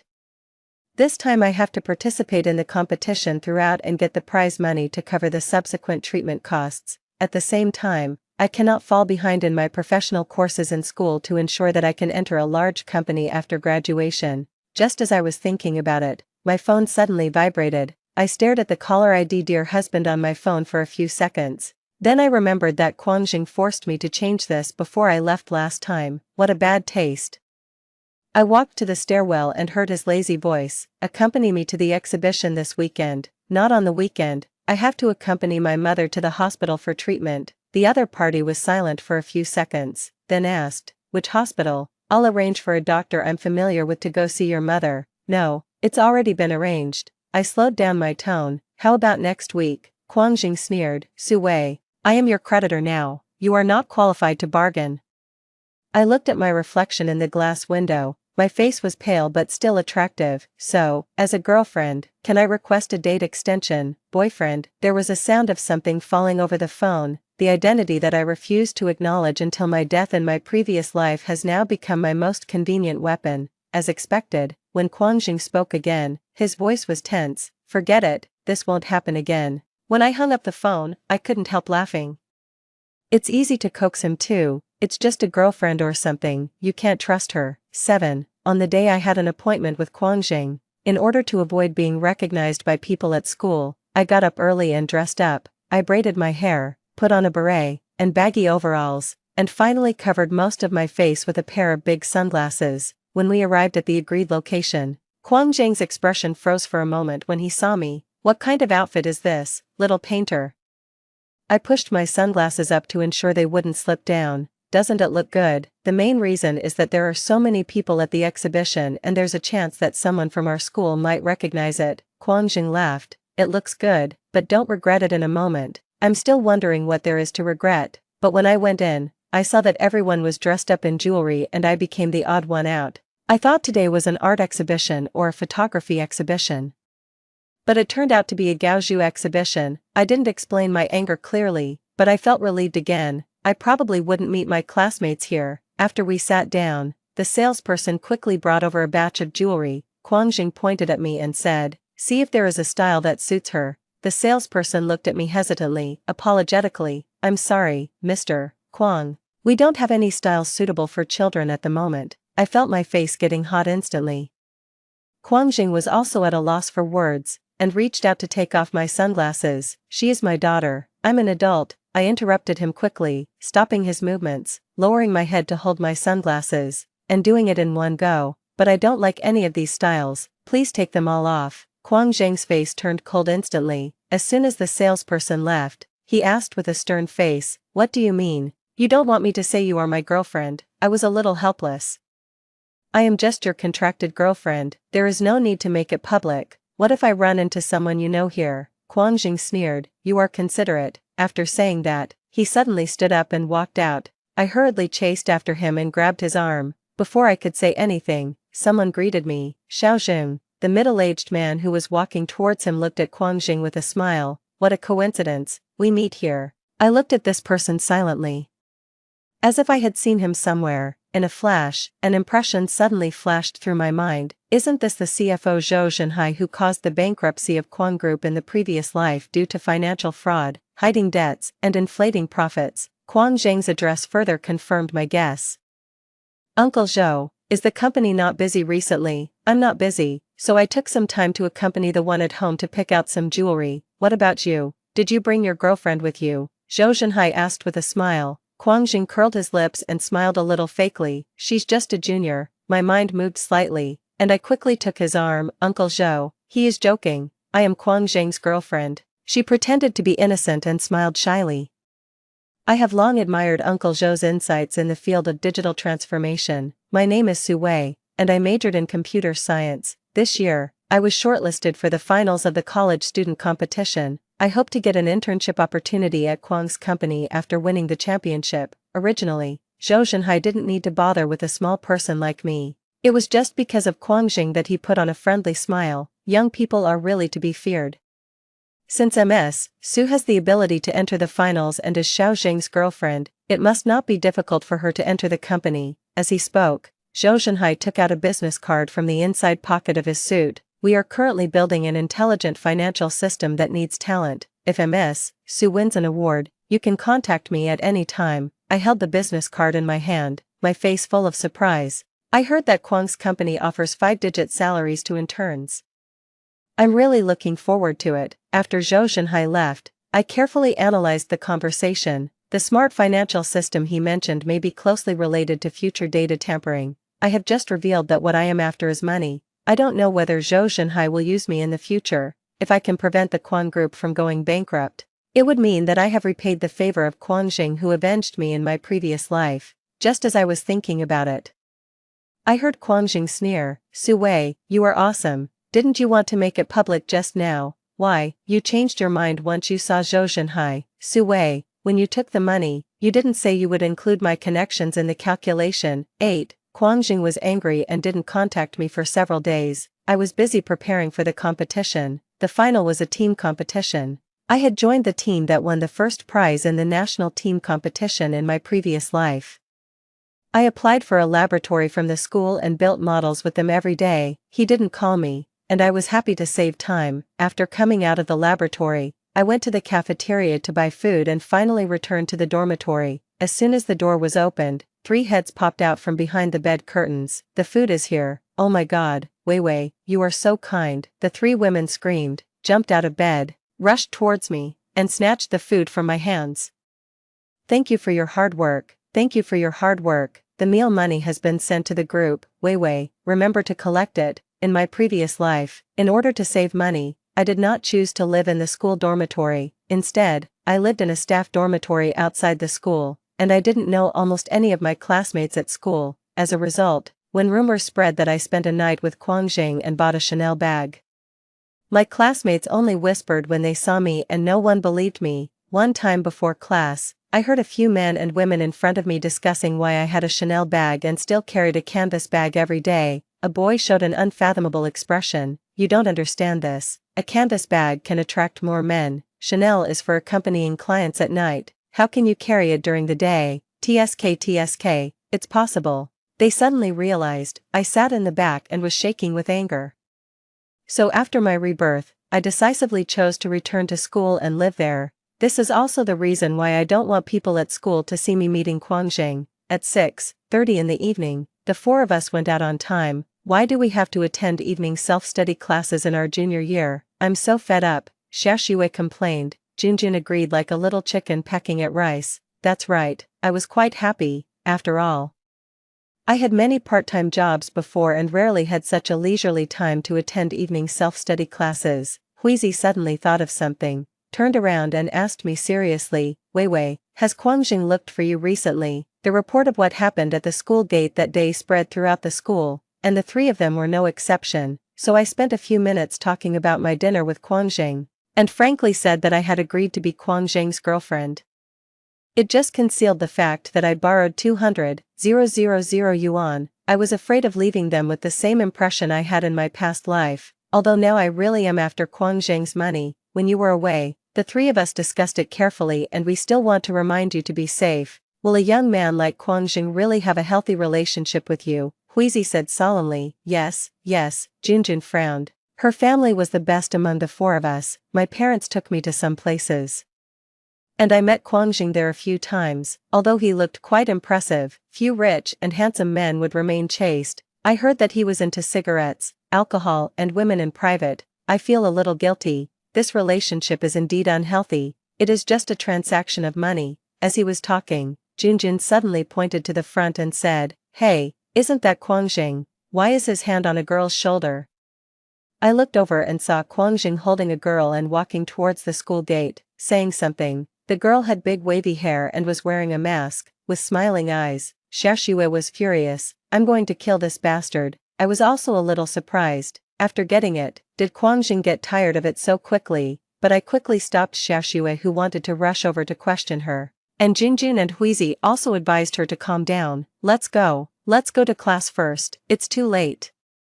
As if he heard something, Guangjing looked back, wondering if he saw us. After sitting down in the classroom, Xiaoxue crossed her arms and said coldly, You shouldn't have stopped me just now. I should have punched him in the head. He is my creditor. I can't bully him. I could only force a smile and say, maybe there's some misunderstanding. I'll ask him later. Junjun pouted. Not only did he get a great deal on a beauty like Weiwei, but he even dared to put his arm around other girls in public. Xiaoxue exhaled slowly and said, Weiwei, you have to spend his money ruthlessly. Don't save money for him.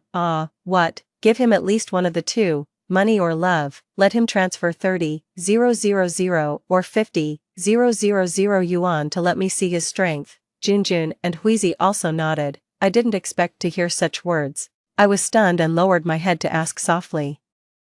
Won't this make me look like a materialist? Tisk, if not money, what else do you worship? Are you asking him not to leave you? Xiaoxue said with disdain. The dean called me on video before going to bed. I wanted to show some concern for her, but I laughed out loud when I opened my mouth. You're in a good mood. What happy thing happened today? She asked with a smile. I curled my lips and said, I made some good friends at school. 9. The WeChat message asking for information was never sent.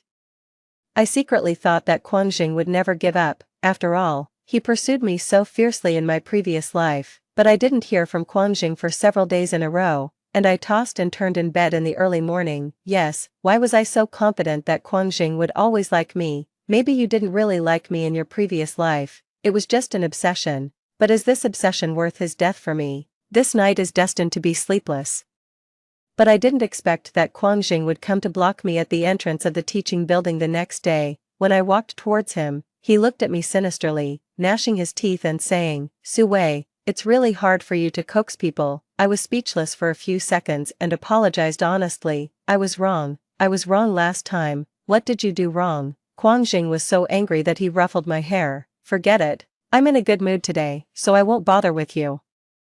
Guangjing took my hand and said, Come with me. As a result, he took many turns and drove the car directly to the door of a villa. There were two people standing in front of the door. the man was clearly Kwang Xinghong, the president of Kwang Group who often appeared in the news. The woman next to him turned out to be the big wavy beauty that Kwang Xing embraced that day. She turned out to be Kwang Xing's mother. Kwang Xing pulled me out of the car, and I was completely stunned.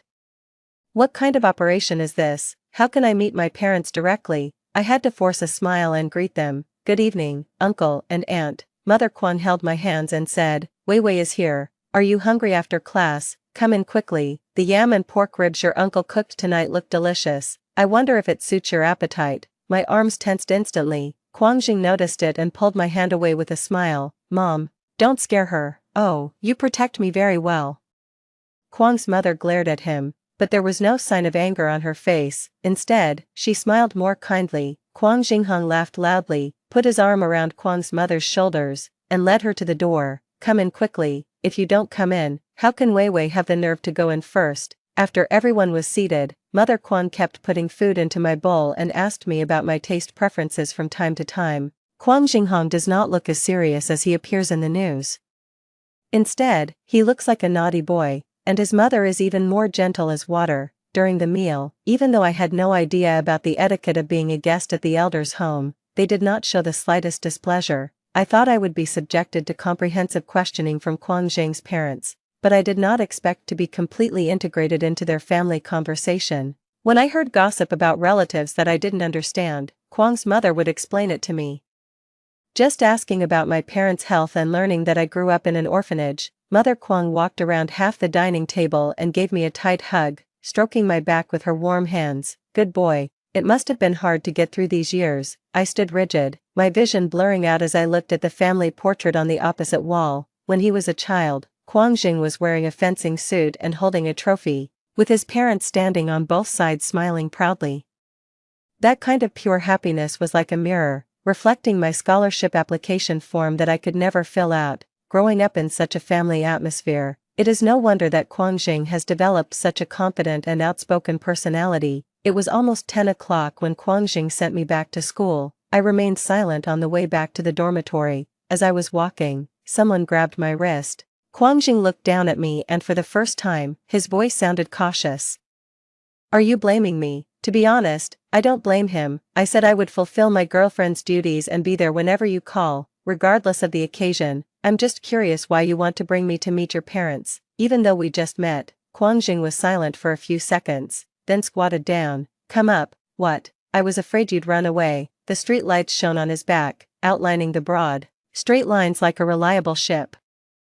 I somehow got on top of him and put my arms around his neck. He stood up steadily and walked down the road with me on his back. The voice spread from the chest to the spine, and it returned to its usual arrogance. If I don't block you today, are you going to avoid me for the rest of your life? No, it's obviously you who is throwing a tantrum, I stammered guiltily. Don't think I don't know that you ran faster than a mouse when you saw me hugging my mom that day. Why did you run? He laughed, his Adam's apple trembling slightly beside my arm. You thought I was cheating on you, and as your official girlfriend, you didn't even dare to come up and slap me. I felt like laughing. How could I be considered a real girlfriend? He suddenly lifted me up, and I was so scared that I hugged his neck tightly. So now I'm going to put a stamp on it. Let my parents know about your existence. Let everyone in the school see clearly who your girlfriend is.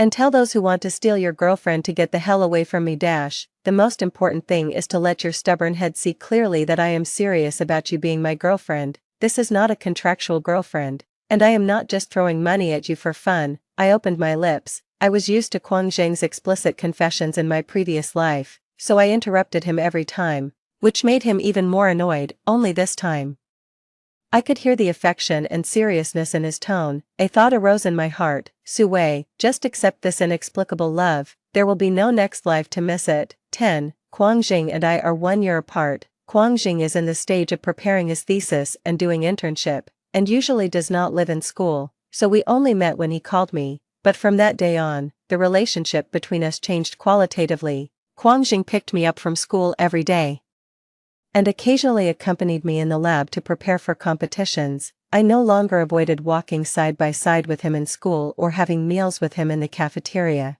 and I no longer refused to accept his red envelopes and gifts. As the competition approached, I had a meal with my teammates and wished them all the best.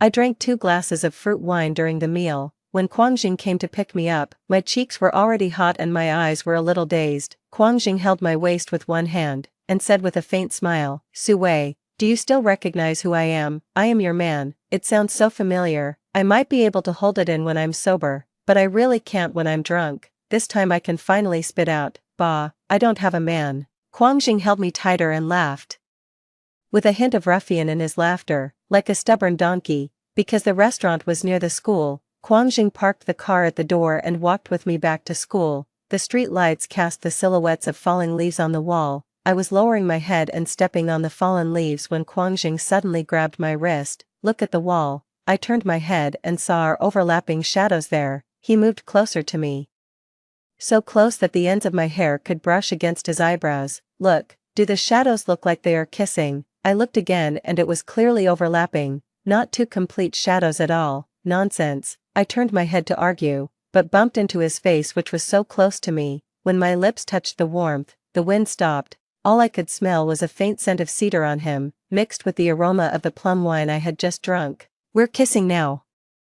Quangjing raised the corners of his lips triumphantly, with my lipstick mark still on his lips. I stepped back in a hurry, but my lower back hit his prepared arm. "You did it on purpose." "Yeah, I did it on purpose." He held my hand, intertwined our fingers, and continued walking forward. I was led by him for a few steps. A bitter taste rose up my throat, along with the questions that I hadn't asked when I was sober. I let out a deep breath. "Did you get along with the girls you were with before in the same way?" Quangjing was confused and turned to look at me. "What do you mean by this?" I lowered my head. "Nothing." Quangjing lifted my chin and looked me in the eye. "You seem to have a lot of misunderstandings about me. Why not ask me directly?" Before I could say anything, he answered my question. "I have never put any effort into pursuing other girls, so I won't be like this when I'm with them. I muttered, "have quite a lot of love experience." Quangjing was amused. "Are you jealous?" "I don't know. I just wanted to scratch Quangjing, so I actually grabbed his hand and started scratching it." Suddenly I heard him say, "You can't expect someone who has never been in love to be good at it." I have been in love many times, but you have to know that I also have a lot of experience in love. He lowered his head and held my hand that was tickling him. "I have 10,000 ways to love you now." My heart moved, then his drowsy brain became clear for a moment and he shook his head again. "No, the way you love is wrong." 11. Quangjing was stunned, but I said calmly, "You offered me 30,000 yuan to have dinner with you the first time we met, you flirted with me in public at the gym to test my limits, and you even met my parents without consulting me in advance. I can understand these, but I don't agree with them. Perhaps you are used to using money to solve everything. Or perhaps many people came for your money, so you think that on the day of the report, you pay the money and I provide the people. This is just right, right?" Quangjing shook his head, his voice a little hoarse. "No, I'm sorry. If I reject you, you will be shocked and furious. How could a girl in this world reject your money?" Quangjing tried to refute. "I didn't." "You did," I said firmly. "Unfortunately, I really lack money in this life. And I succumbed, therefore.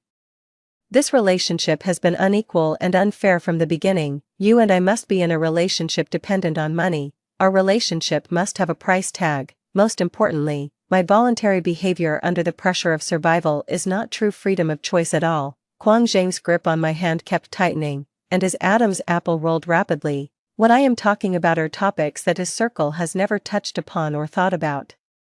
But what I want is for you to bend down and look at me with equal eyes. I touched the corner of his stiff lips with red eyes. "Like now, you will panic because of my tears, you will be at a loss for what to do because of my words. Instead of always being able to easily settle everything with money, money can't buy my love, but respect can." Suddenly, I remembered the scene in front of the KTV at 5 in the morning in my previous life. At that time, Quangjing seemed to have learned to respect. I just missed it, but it doesn't matter. Quangjing will understand it earlier in this life, because he bent down, rested his head on my shoulder, his chest against my chest, and the violent beating of our hearts seemed like some kind of swearing ceremony. 12. Because I was drunk, I was a little late when I arrived at the classroom the next day. As soon as I sat down in the seat my roommates reserved for me, I heard whispers of discussions from the front row, which drilled into my ears like a poisonous snake spitting out its tongue. "I guess he was sent back by that guy again. I heard he comes back very late every day. I heard she was working part-time. It seems like she worked several jobs a day during her college years. You believe this? Didn't you see how much the shoes she's wearing cost? And the car she drove last time was a Porsche, TSK. It's hard to say what kind of part-time job she has. Shashua suddenly threw the book on the table, and the thermos fell to the ground. The loud bang made the classroom quiet instantly. She stared at the two boys in front of her. Why are you talking so excitedly? Are you sharing your experience in treating hemorrhoids? The boy's face suddenly turned red. Junjun patted the Saint Laurent tote bag in front of her and said, "Are you making a fuss about a pair of shoes worth thousands of dollars? The drawstring of my bag is enough to buy all your clothes, if you ask me. Instead of staring at your female classmates' shoes, why don't you change your torn socks first?" There were bursts of suppressed laughter in the classroom. Another boy stiffened his neck. "Why are you pretending to be a rich and beautiful girl? You are still a hangout." Speaking of defamation.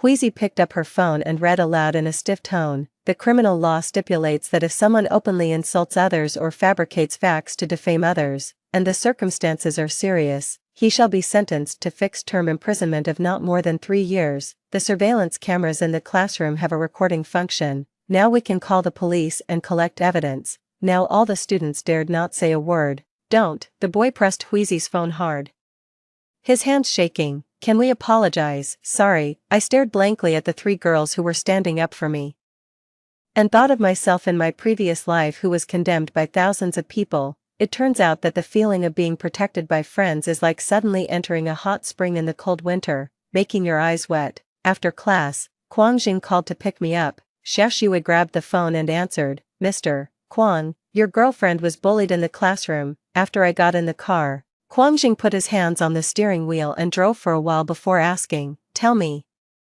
what happened just now? Were you bullied?" "Fine." I paused, then told him everything. "Someone was talking about the two of us, and they said something unpleasant." "Then repeat to him what the 2 people said." "Who said that?" "Bring your man to meet him." His face was cold and hard, as if he was going to kill the person who spread the rumor. I quickly touched his hand to comfort him. "It's only natural for me to spend money on my girlfriend. Besides, who would be so aggrieved to have a girlfriend who doesn't like to spend money? She's like a eunuch who visits brothels, with money but no use." I was amused by his strange metaphor. 13. I was going to Beijing to participate in a competition this time, and Kwang Jing sent me directly to the airport. After reuniting with my teammates, I waved goodbye to Kwang Jing.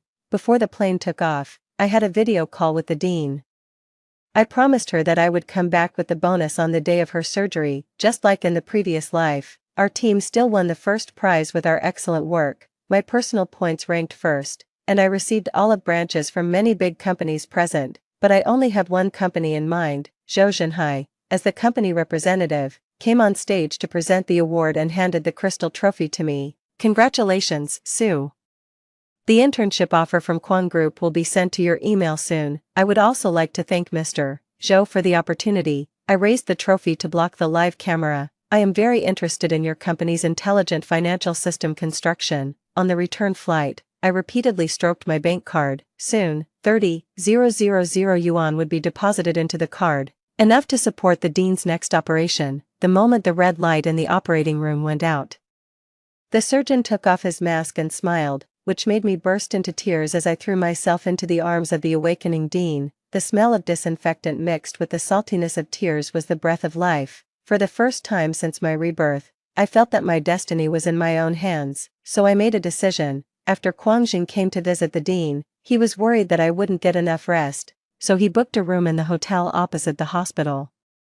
I curled up on the sofa and looked up Zhou Zhenhai's biography on the computer. The bathroom door opened, and Kwang Jing came out wiping his hair, with water droplets sliding down his abdominal muscles into the bath towel around his waist. He came over and took my hand. "Let me test my recent fitness results." Seeing that the atmosphere was getting bad, I quickly held his wrist. "Why, don't you miss me?" He smiled and kissed the side of my face, his minty breath sweeping through my hair.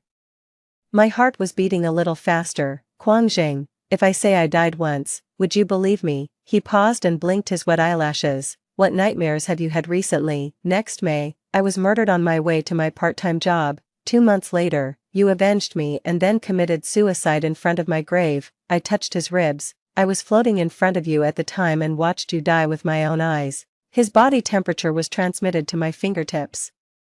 And I seemed to be able to clearly feel the non-existent scar. Quang Zheng's expression gradually froze, his Adam's apple rolling up and down. Where was I when you got into trouble? 14. He believed it so quickly that I was a little caught off guard. Before I got into trouble, your family had already gone bankrupt and was being besieged by creditors. I looked at the mist in his eyes. So don't blame yourself.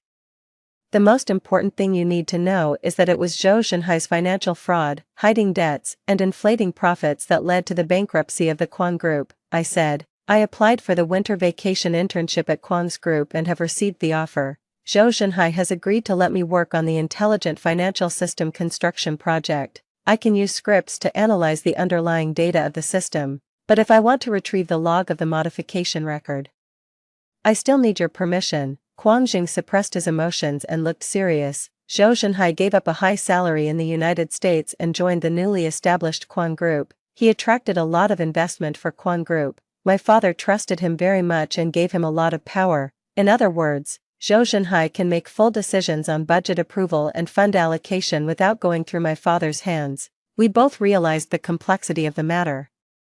And it was far from being solved just by knowing who the culprit was. Moreover, data retrieved without authorization may not be accepted by the judiciary due to procedural violations. Quang Jing pondered for a moment, and finally said, I will discuss this matter with my father, but I am afraid that Zhou Zhenhai has not made any move yet. My father can only keep an eye on him for the time being. I still have to rely on you to compare whether there are any abnormal transaction patterns in the system. I don't know how Quang Jing can convince Quang Jinghong to be on guard against Zhou Zhenhai without revealing my rebirth. When I entered the company as an intern, it was the busiest month for annual reviews. I worked with the project team for a month and finally waited for Zhou Zhenhai to meet me alone. After he called me to his office, he casually asked me, Xiao Su, how is your relationship with Xiaojing lately? Is it going well? In order to avoid suspicion, I deliberately did not let Quang Jing pick me up and drop me off at Get Off Work. It seems that Zhou Zhenhai has been misunderstood. I smiled and said, we broke up a long time ago. You know Quang Jing, he changes people faster than he changes cars. Not sad. Zhou Zhenhai's eyes flashed with a shrewdness. I looked relaxed. Oh, there's nothing to be sad about. Besides, I got a lot of things. After saying that, I pretended to be happy just thinking about it, and I smiled even more brightly. Zhou Zhenhai also smiled, looking nonchalant, and changed the subject naturally. The marketing department needs to compare the transaction data of overseas subsidiaries in the past 3 years, and we need your help to process it. This is considered as extra work for you, so don't worry. We will give you a big red envelope before the new year. Remember, Zhou Zhenhai raised his eyes. If anyone asks, just say you are sorting out expense reimbursement documents. I showed an understanding expression and immediately bowed. Thank you, Mr. Zhou, for your trust. He turned around with a smile, his palms full of cold sweat. Zhou Zhenhai began to act. 15. I provided the system data, and Quang Jing also collected sufficient external physical evidence. What happens next is not something I can interfere with. It is said that Quang Jinghong urgently convened a closed-door meeting of the audit committee, avoiding Zhou Zhenhai's attendance, and launched an internal investigation. At the same time, a legal forensic team was hired to submit a complete chain of evidence to the Economic Investigation Department. Eventually Zhou Zhenhai was arrested and imprisoned. After this incident, my internship ended. My teammates who participated in the competition planned to start their own business and invited me, so I joined. During this period, the director's second operation went smoothly. The doctor said that as long as he took the medicine every day, the possibility of recurrence was very small. Everything is settled. When I graduated, I paid back 210,000 yuan to Quang Jing including principal and interest. Quang Jing did not refuse, but instead heaved a sigh of relief. Damn it, this deal is finally over. He took my hand and tried to kiss me. Baby, now we are both free. Come and kiss me. My mind was racing and my hands were flailing around involuntarily. With a bang, Quang Jing was stunned. This was the first slap he had ever received in his life. I almost forgot to give it to him. Quang Jing was shocked and angry. You. I pinched his face and pressed my lips against his. You can kiss me now. End of text. Extra. Previous life situation. 1. No one believes in love at first sight anymore. Quang Jing didn't believe it either. So when he saw Su Wei at the school gate, he handed out a credit card through the car window without thinking. In his mind, love and affection are all empty words. He never lacks, but is also stingy in giving. Only real money can exchange for real beauty. But Sue really stumped him. She wanted nothing but dignity. Sue said that he only liked her face, not her as a person, and she needed the minimum dignity as a human being. So no matter whether Kwang Jing was gentle or persistent towards her, whether he invited her to dinner or bought her gifts, she refused them all. It nearly drove him crazy. A friend advised him, "This woman is stubborn and needs to be punished. Wait for me to find someone to punish her. I guarantee she will come to you and beg you." Kwang Jing pushed him away irritably, holding the wine glass, his eyelids drooping casually. His sight fell on the first floor of the bar. Suddenly, a figure moved among the crowd. Kwang Jing put the wine glass on the table and strode downstairs to chase after him.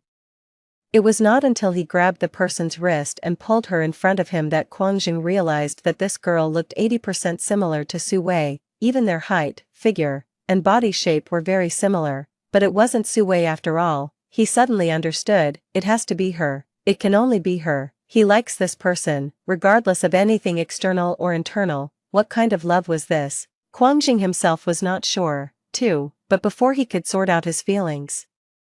His family was on the verge of bankruptcy. Later, Kwang Jing also harassed me, and every time I scolded him, I gritted my teeth and I once thought he would hit me. Or, either this person is busy today, or that person will refuse tomorrow. At a party, even those who used to be fawning and bowing to him and often asked him to do things for them dared to fight with him in public, and were beaten by him so badly that they could not get up. At 5 o'clock in the morning, Kwang Jing walked out of the door holding his breath. I just happened to see Su Wei, who was so tired that she was sitting at the door of the KTV and sleeping. He stood in front of her and looked at her for a long time. It was very cold and she was shivering even in her sleep. "It's all like this. Why are you still unwilling to accept his money?" Thinking of this, Kwang Jing woke her up. When I looked down at her, she looked small and fragile. He frowned slightly, somewhat unwilling to see such a scene, so he squatted down and looked at her at eye level so that he could see her eyes clearly. After that, in order to solve the mess at home, Kwang Jing never looked for Su Wei again. The next time we heard from her, she had been murdered. 3. Originally, Kwang Jing also wanted to take formal channels to bring the criminals to justice,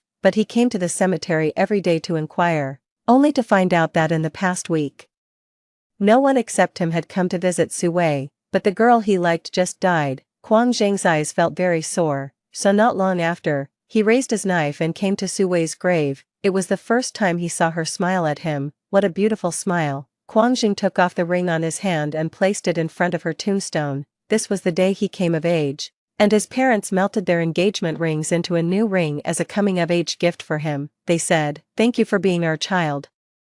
Now, he gave her the ring. I wish she has parents by her side and a lover who loves and respects her, and they may never see each other again. Maybe see you in the next life. Story 2. I died 7 times. Each time, I died on the day my husband proposed divorce. He didn't love me. Our 7-year marriage crumbled in the face of his returning first love. The system told me that if I wanted to live, I had to outdo the first love. Miscarriage, being a stand-in, framing.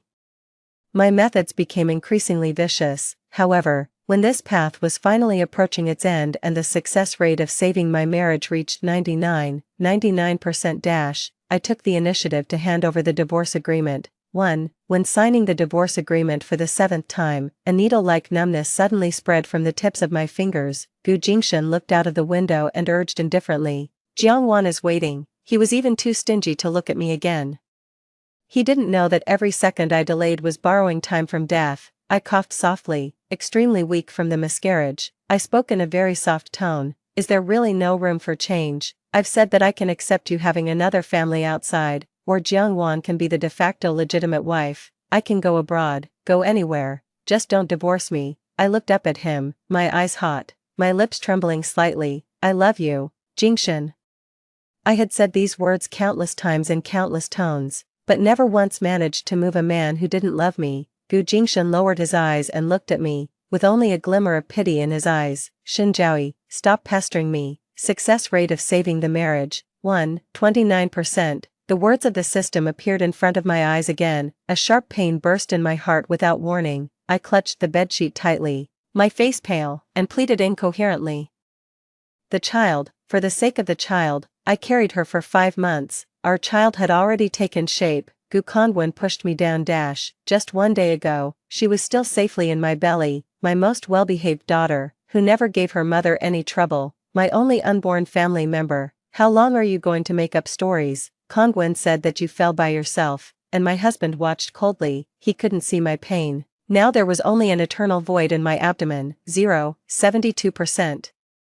The alimony I give you is enough to ensure that you have no worries about food and clothing for the rest of your life. Gu Jingshan lowered his voice and made a cruel conclusion about my miscarriage. It's a good thing for her not to have to grow up in a family without love. Besides, her mother is such a shameless woman. I looked at him with red eyes, having no more tears to shed, and he picked up the divorce agreement. The obsidian cufflinks glinted coldly. Those were the gift I gave him on our wedding anniversary. Perhaps he had long forgotten. I murmured in a low voice, I've already lost the child, and she's going to take away my husband. She doesn't know about this. Gu Jingshan's face suddenly turned stern. If you dare to tell her. Yes, if Jiangwan knew about this, as kind as she was, she would definitely be ashamed, blame herself, and cry her eyes out, making him extremely heartbroken. She was clearly the shameless mistress. 1%. The numbness in my fingertips had spread throughout my body. I reached out to grab his sleeve but missed. I rolled off the bed and fell with a loud thud. The throbbing pain in my heart became more and more intense. I curled up in pain, my temples soaked with cold sweat, unable to say a single word. Don't imitate her when she has an episode. Gu Jingshan's voice seemed to come from another world. This man I loved deeply had obvious disgust in his tone. The tip of his shoe was only half a step away from my twitching fingers, yet without the slightest hesitation, he strode away briskly. 0%. That row of blood-red numbers trembled violently for a moment and then returned to 0. I struggled to crawl towards the French window, my nails breaking, leaving streaks of blood on the carpet. Through the window, I saw my husband walking towards another woman. He slightly lowered his head, his eyes full of gentle attachment. The sunlight left a halo on the iris. This was the last scene. My vision darkened, and I waited for death to come. Last time it was carbon monoxide poisoning, the time before that was a car accident, this time it was probably death from a broken heart. I had personally proven 7 times the fate of dying a violent death if I divorced Gu Jingshan. 2. When I opened my eyes again, unsurprisingly, I was lying on the marital bed with Gu Jingshan. The curtains were tightly closed, and the room was dim. The bedside clock showed April 20th, Wednesday, 15:10. I'm back again. I silently recited the system data in my heart, and a line of white characters appeared in front of my eyes. Success rate of saving the marriage, 33%. I picked up my phone listlessly, unlocked the screen, and browsed my mailbox and social accounts. In the chat box with Gu Jingshan, there were only my one-sided greetings. As for my social account for 7 years, I used it to post daily life and random thoughts that no one cared about. It was just a product of loneliness, and only one zombie follower would like each post, but this was better than confiding in my husband, who was like a valley without an echo. In the latest post, I recorded going to Kyoto to visit a retired craftsman to customize cufflinks for Gu Jingshan. In the post, I couldn't hide my excitement. After all, that was his favorite craftsman. He liked them so much that he wore them every time he signed the divorce agreement. Today is my wedding anniversary with Gu Jingshan, and it's likely to be the last one. Everything started before this rebirth system began to operate. Jiangwan returned to the country. Gu Jingshan, regardless of our 7-year marriage, resolutely divorced me. I walked out of the house in a daze and was hit and killed by a truck speeding through the rain. When I opened my eyes again, I returned to before the divorce. I had liked Gu Jingshan since I was 17. This was the only thing I could do and the only thing I would never give up. Heaven was playing such a trick on me. Perhaps it was giving me a chance to make him truly love me. But, how can I save a man determined to divorce? I've tried almost all the methods I can think of. I updated a post, turned off the screen, and let out a deep breath. I walked into the kitchen, took out various ingredients that Gu Jingshan liked from the refrigerator, and had just put them in the sink when I stopped. I still remembered that I started making dinner at this time back then, but he didn't come home until the food was completely cold. Gu Jingshan had completely forgotten about the anniversary. At that time, I was really disappointed for a while. What's the point of doing these things as usual now? Just then, my phone rang with a notification. There was a new private message in my mailbox. Assistant of Professor Jiang, have you considered consulting a professional? A professional? 3. I decided to give it a try. The counselor was an eloquent and intelligent-looking handsome guy, wearing a pair of refined thin-rimmed glasses. It was said that he had a doctorate in psychology and held a teaching position at a well-known university. To save this marriage, in the previous 7 failed attempts, I had tried almost everything. But he proposed the view of self-improvement, which I had never thought of. It was already pitch black outside. Without accident, Gu Jingshan would be home in 15 minutes and tell me that he was canceling the upcoming vacation plan. I knew the reason all too well. Jiang Wan was going to return to the country. As for the anniversary candlelit dinner, I had ordered takeout from a star-rated hotel. It was already plated and looked perfect. The car lights illuminated the front yard, and the sound of a car driving into the garage came from downstairs. Gu Jingshan was home. I put on the most beautiful silk dress and sat at the candlelit dining table waiting for him, and my husband, who had no romantic cells, turned on the chandelier, loosened his tie with one hand, and asked coldly with his handsome face, "What are you doing? Today is our wedding anniversary." I propped my cheek with my hand and looked at him. He was looking for an excuse. Today I know. An emergency shareholders meeting. I was understanding. Gu Jingshan frowned and didn't speak. He took off his coat, washed his hands, and then sat across from me at the long dining table. We ate quietly at a distance. As expected, he didn't notice anything wrong. I pushed the cufflinks in the exquisite gift box towards him. "A gift for you." They were carved from obsidian and suited his temperament very well, of course. Gu Jingshan hadn't prepared a gift for me. I knew this very well. He lowered his eyes to look at the things in the box and thanked me. My husband was always cold, and it was impossible to tell where his heart lay. A long time ago, I thought he was like this by nature. Later, I found out that he was only like this towards me. "Tomorrow I'll ask my secretary to take you shopping." "No need, I have an appointment tomorrow." Gu Jingshan paused and looked up to examine me. This was very unusual.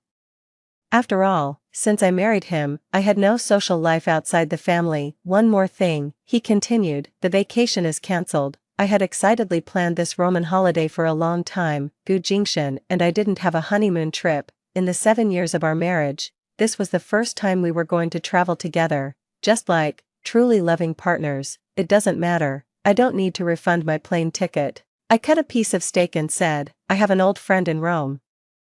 I'll just go and have a get-together." Sure enough, a look of surprise appeared between his brows. The numbers jumped. Success rate of saving the marriage, 36.5%. I was secretly surprised in my heart. Professor Zhang's consulting service was actually useful. The first step of self-improvement, learn to refuse. As for the second step, it was cheating. Saying it was cheating didn't mean actually cheating. Although my lecturer said that it wouldn't be a bad idea to make a false show into a real one. Once your availability decreases, your charm will increase accordingly. The core of this step is to create a sense of urgent competition. After all, men are animals who love to chase. I took notes and casually asked, "Professor, can I ask you out to cheat tomorrow?" Professor Jiang smiled very gracefully on the screen. "It would be my pleasure." The next day, I didn't go home until late at night. I chose the bar that Gu Kongwen often went to as my cheating location. He liked his sister Jiang Wan. Since he was a child, he had decided that she was his sister-in-law and couldn't stand me the most. In the previous cycle, he even pushed me, who was pregnant, down from the second floor of the old house. If he found out that I was having a tryst with a man, he would definitely inform Gu Jingshan immediately. I took off my windbreaker and turned on the light. The light suddenly illuminated the figure sitting alone on the sofa. If I hadn't been prepared, I really could have been scared sick. Gu Jingshan looked at me and asked in a flat tone, "Do you know what time it is now?" 2 o'clock in the morning. I looked at my watch. "Where have you been?" There was an undercurrent surging in his tone. "At a bar." I said it with full confidence. "Come here." "Oh." He used an order tone. I carried out the order perfectly. I threw my bag aside and enthusiastically sat on his lap. Jing, Shen. I knew very well that I was carrying the smell of another man.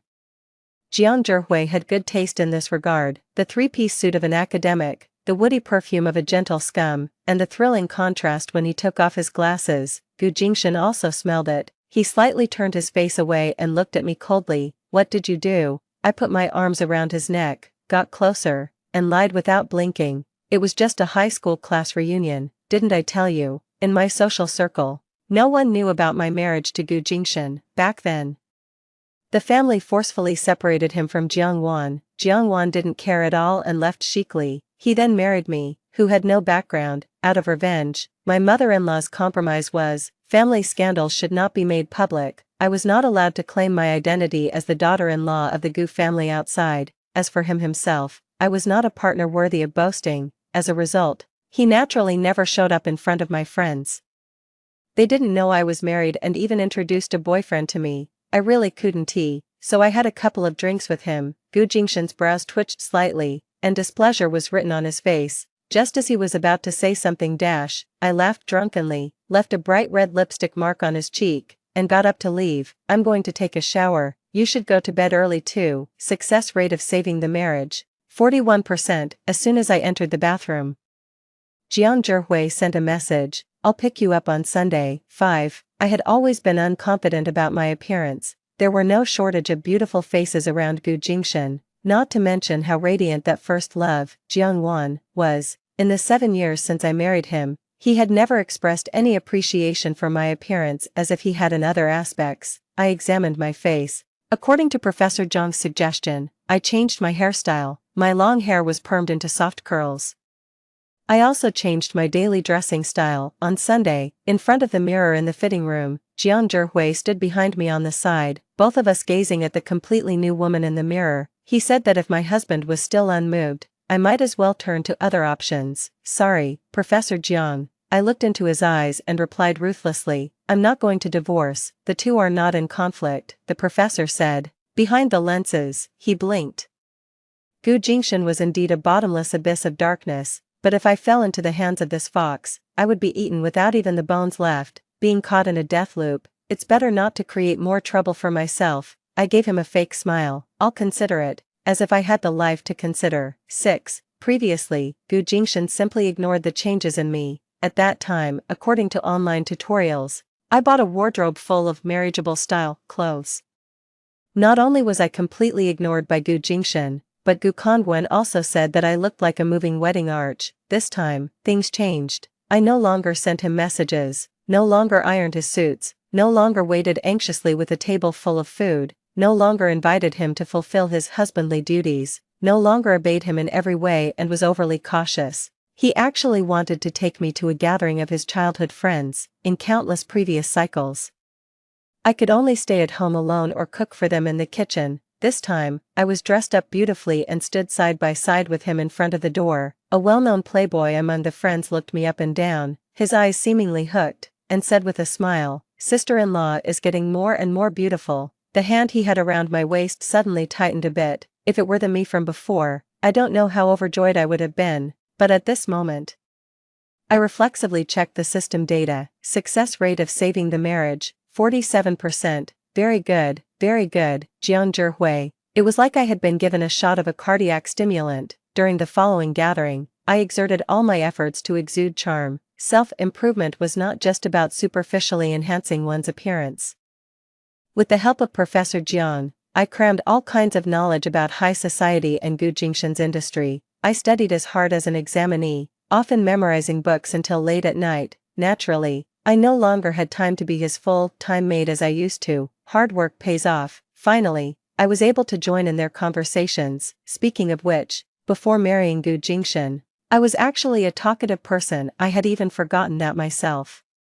Amid the flattery and attentiveness of a group of wealthy young masters, Gu Jingshan drank casually while looking at me, his eyes very deep. 7. Only when I actually did it did I realize how easy it was to arouse a man's jealousy. Recently, the frequency of my meetings with Jiang Zhihui was getting higher and higher, not to mention the exchange of messages. It wasn't just about classes or things related to Gu Jingshan. More often, it was just chatting. He spoke with a faint sense of black humor, which I really liked. After reading the latest message, I couldn't help laughing and replied while tapping on the phone screen. Gu Jingshan put down his knife and fork, and the cutlery made a soft clinking sound. I didn't even notice when he got up and walked behind me. How could that be? Everything was within my plan. He propped one hand on the edge of the table and leaned down halfway, almost enveloping me in his arms. Who is it? Just a friend I met a few months ago, I said without changing my expression. Last time I had hypoglycemia on the side of the road,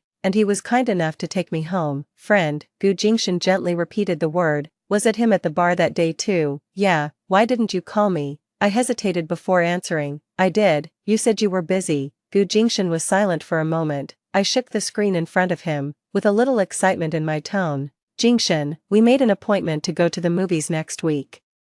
It's that one you said you weren't interested in before. I'll go with you. I loved watching movies and had worked in the film industry before getting married, but Gu Jingshan always thought that watching movies was a waste of time. Maybe he would be willing to watch them with Jiang Wan. For the people we love, we always feel that we haven't wasted enough time. And now, the phone vibrated, and Professor Jiang sent another message. Same place again. Gu Jingshan took the phone from my hand, looked at me with deep eyes, and sent a voice message expressionlessly. I'm Xin Zhaoyi's husband. There's no need to contact her anymore. He deleted and blocked the contact in one go. I stared at him with wide eyes. Jealousy and possessiveness were important components of love. Could it be that Gu Jingshan was really about to fall in love with me? The stock market was falling all the way, but the success rate of saving my marriage climbed to a new high in history, 67%.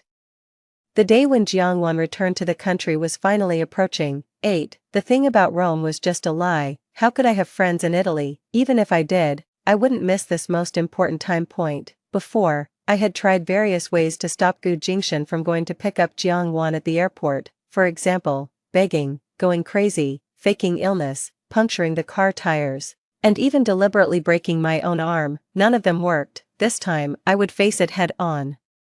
Now I was no longer the Xin Zhaoyi who only knew how to endure. I hired a professional styling team and put on the most expensive high-end custom-made suit. The person in the mirror was polished to perfection. Even the stylist couldn't stop praising. Miss Xin is just like a female celebrity. Since I was like a female celebrity, I would go with the mentality of outshining others. I took Gu Jingshan's arm and stood at the airport pick-up gate, with my neck straight, as if I were under the curtain of an award-giving ceremony. My handsome co-star looked down at me and tucked the curly hair beside my ear behind it. 67.5%. My confidence had never been so high, nor had my heart rate. From a distance, I saw Jiang Wan at a glance. She was tall and very conspicuous in the crowd. Her experience of living in the Americas had made her cut her hair short, and her skin had also darkened a few shades. Her image was almost unkempt. She had no makeup on, dressed extremely simply, and the lines of her arms exposed outside the white t-shirt were tight, with obvious signs of exercise. After 7 years, she was completely different from how she was in college. Gu Jingshan least liked this type of woman. He had always liked women who were delicate, charming, mature,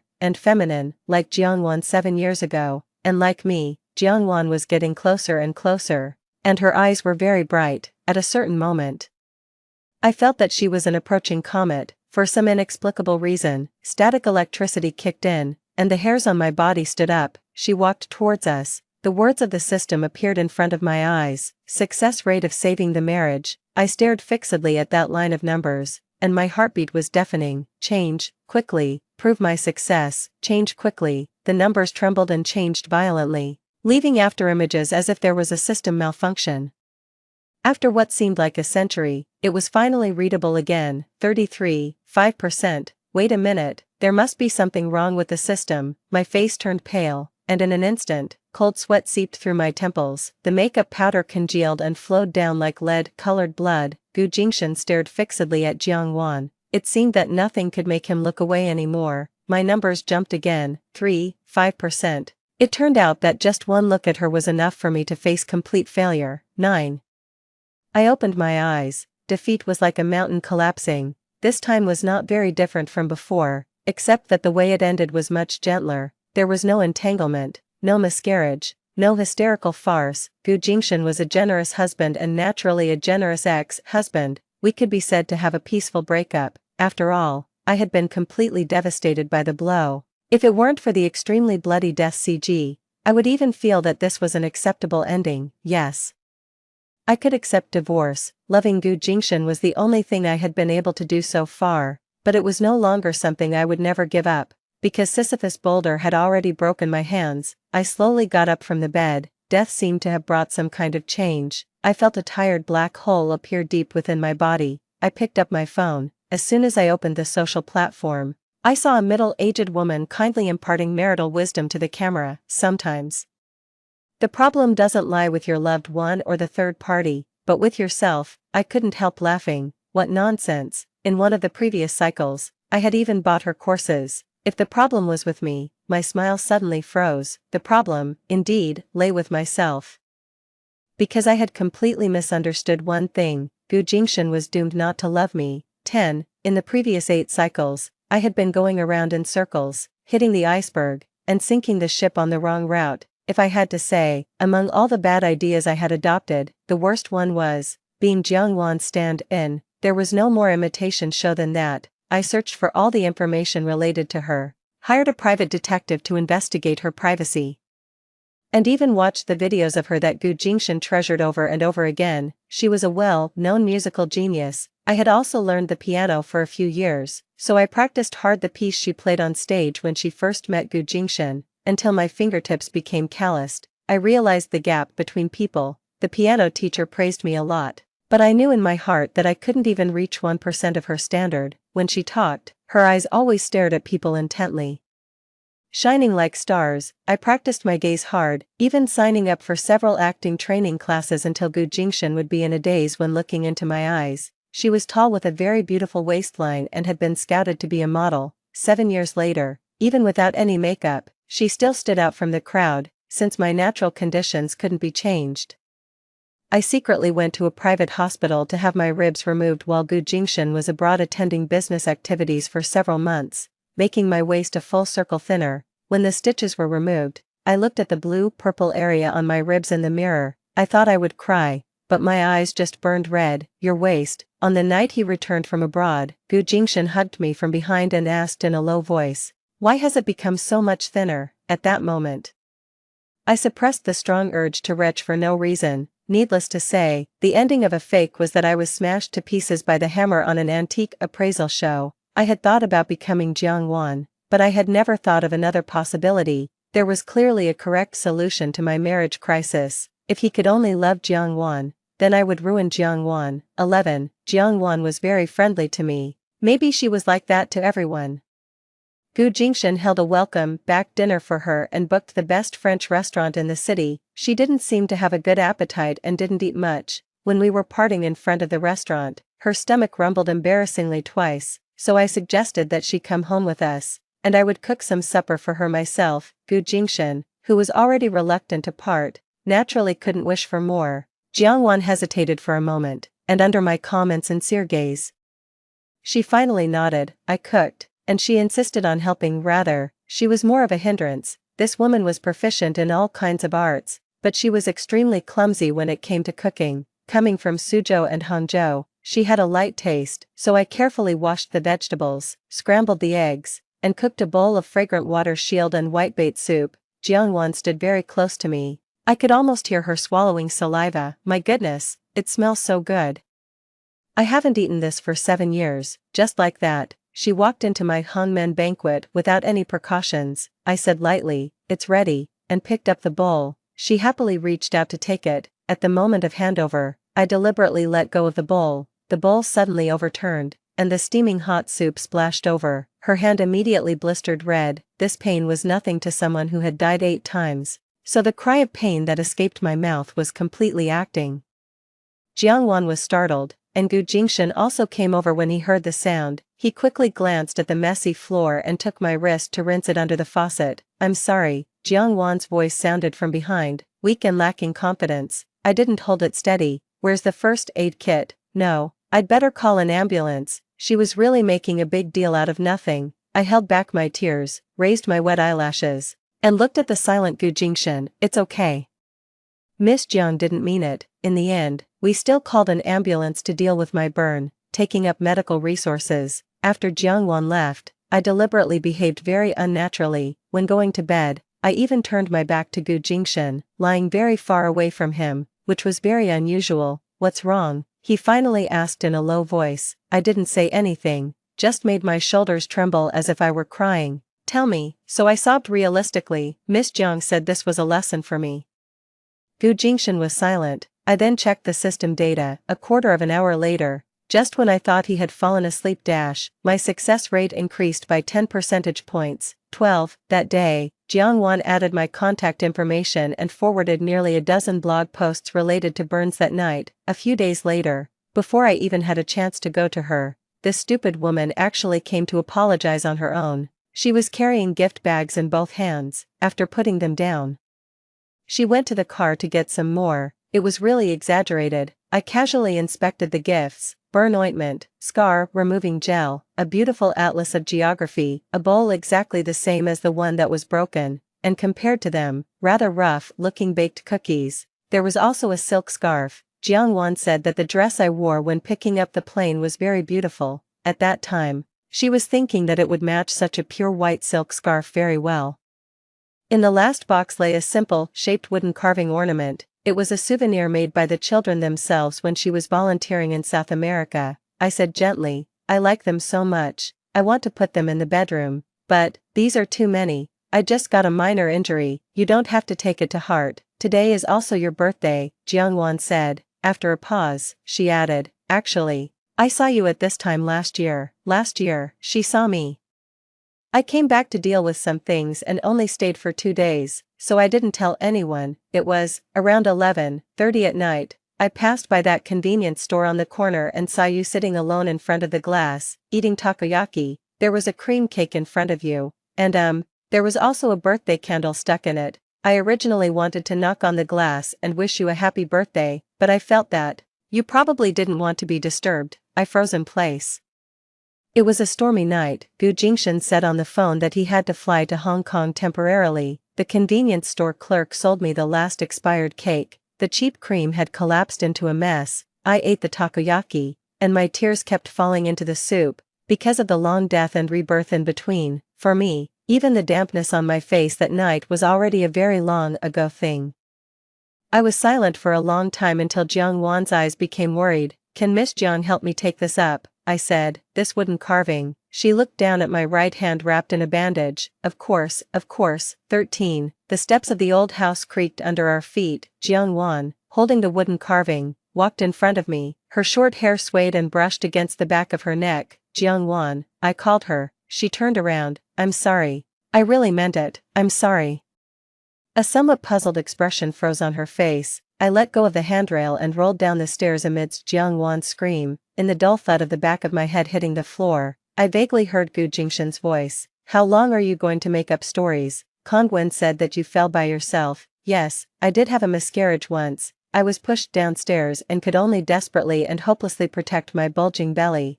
I was like a kicked-down dog, lying on the ground, begging my husband's dear younger brother to call an ambulance. That time was real, but in Gu Jingshan's eyes, it was just a lie. I punctured the blood bag I had hidden in my pocket beforehand. In Jiang Wan's disbelieving eyes, a pool of bright red blood slowly seeped out from under me. Gu Jingshan was at home today. Naturally, he didn't remember my birthday and was just having a video conference in the study, and this time, when he walked out of the room, he happened to see the lie I had carefully prepared for him. The victim was still standing dumbly at the top of the stairs, looking at me with a pale face. The wooden, carved bird in her arms had fallen to the ground and broken in half. At the end of the day, in his arms, I cried bitterly. The child, Jingshan, the child, 14, I had already bribed the doctor, and he would give Gu Jingshan a flawless miscarriage report. I was lying on the hospital bed, staring straight at the light green, painted ceiling of the hospital. Only the bruised forehead and leg bones were still aching faintly. Through the wall,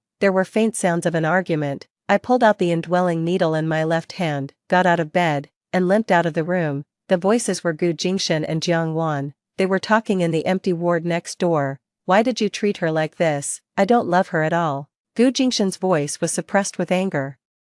I leaned against the cold wall. Surprisingly, I felt no waves in my heart about the fact that Gu Jingshan had said. Jiang Wan smiled softly. Have you ever trusted me even a little? There was a moment of silence in the room, and the door suddenly opened. Not surprisingly, it was Jiang Wan carrying a bag. Jiang Wan took a deep look at me. I looked back at her. Now, the urge to retch welled up in my throat again. Love means nothing to you, but Jiang Wan, without him, I will die. I will really die.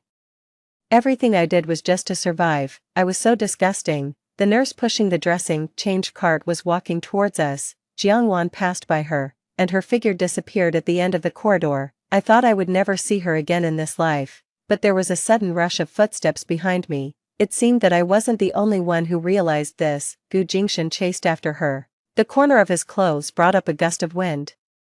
He pushed aside the dressing change cart blocking the way, the bottles and jars clanged, attracting a sharp rebuke from the nurse. He didn't see me, but I saw him clearly. On that face was an expression of blankness due to anxiety, an expression of wanting to save something, an expression I had never seen before. 15. I opened my eyes and touched my neck. It was intact. This system, fate, or whatever it was, had a great imagination for ways of death. So far, there had been no repetitions.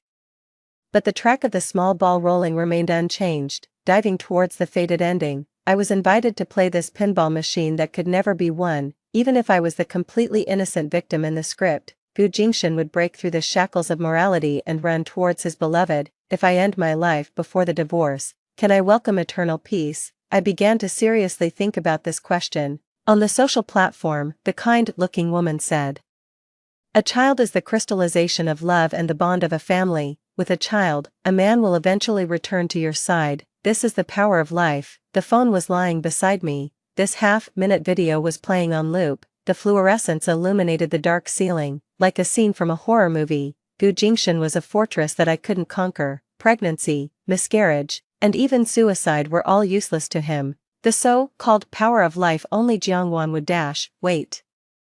Only Jiangwan would. 16. Let's go to Sangala. I held down Gu Jingshan's hand that was starting the car. I suddenly want to eat whitebait soup. Jiangwan, who was fastening her seatbelt, paused for a moment. Gu Jingshan also glanced at me through the rear view mirror and slightly frowned. I've already made a reservation dash. I want to eat it too. Jiangwan sounded very happy, just like that night. It's been 7 years since I last ate it, so he changed the route. At the dinner table, I listened silently to their chat, until I finished the last sweet soup, wiped the corner of my mouth, and then calmly announced, "Actually, I have something to tell you today." I took out the forged medical report from my bag, placed it on the table, and pushed it towards Gu Jingshan. "I have cancer." The porcelain spoon fell into the soup bowl, and the splashed juice spread on Jiangwan's cuff. There was a moment of silence in the private room. Gu Jingshan flipped through the report, and his pupils trembled slightly. "It's in the late stage. The doctor said I have at most 2 years left." I smiled easily. "Anyway, I'm a dying person. I'll let you two be together." After saying that, I stood up. "I'm going out for some air." I waited outside for 10 minutes. When I came back, as expected, I heard the two of them arguing. Gu Jingshan said in a low voice, "I'll arrange the best medical team for her.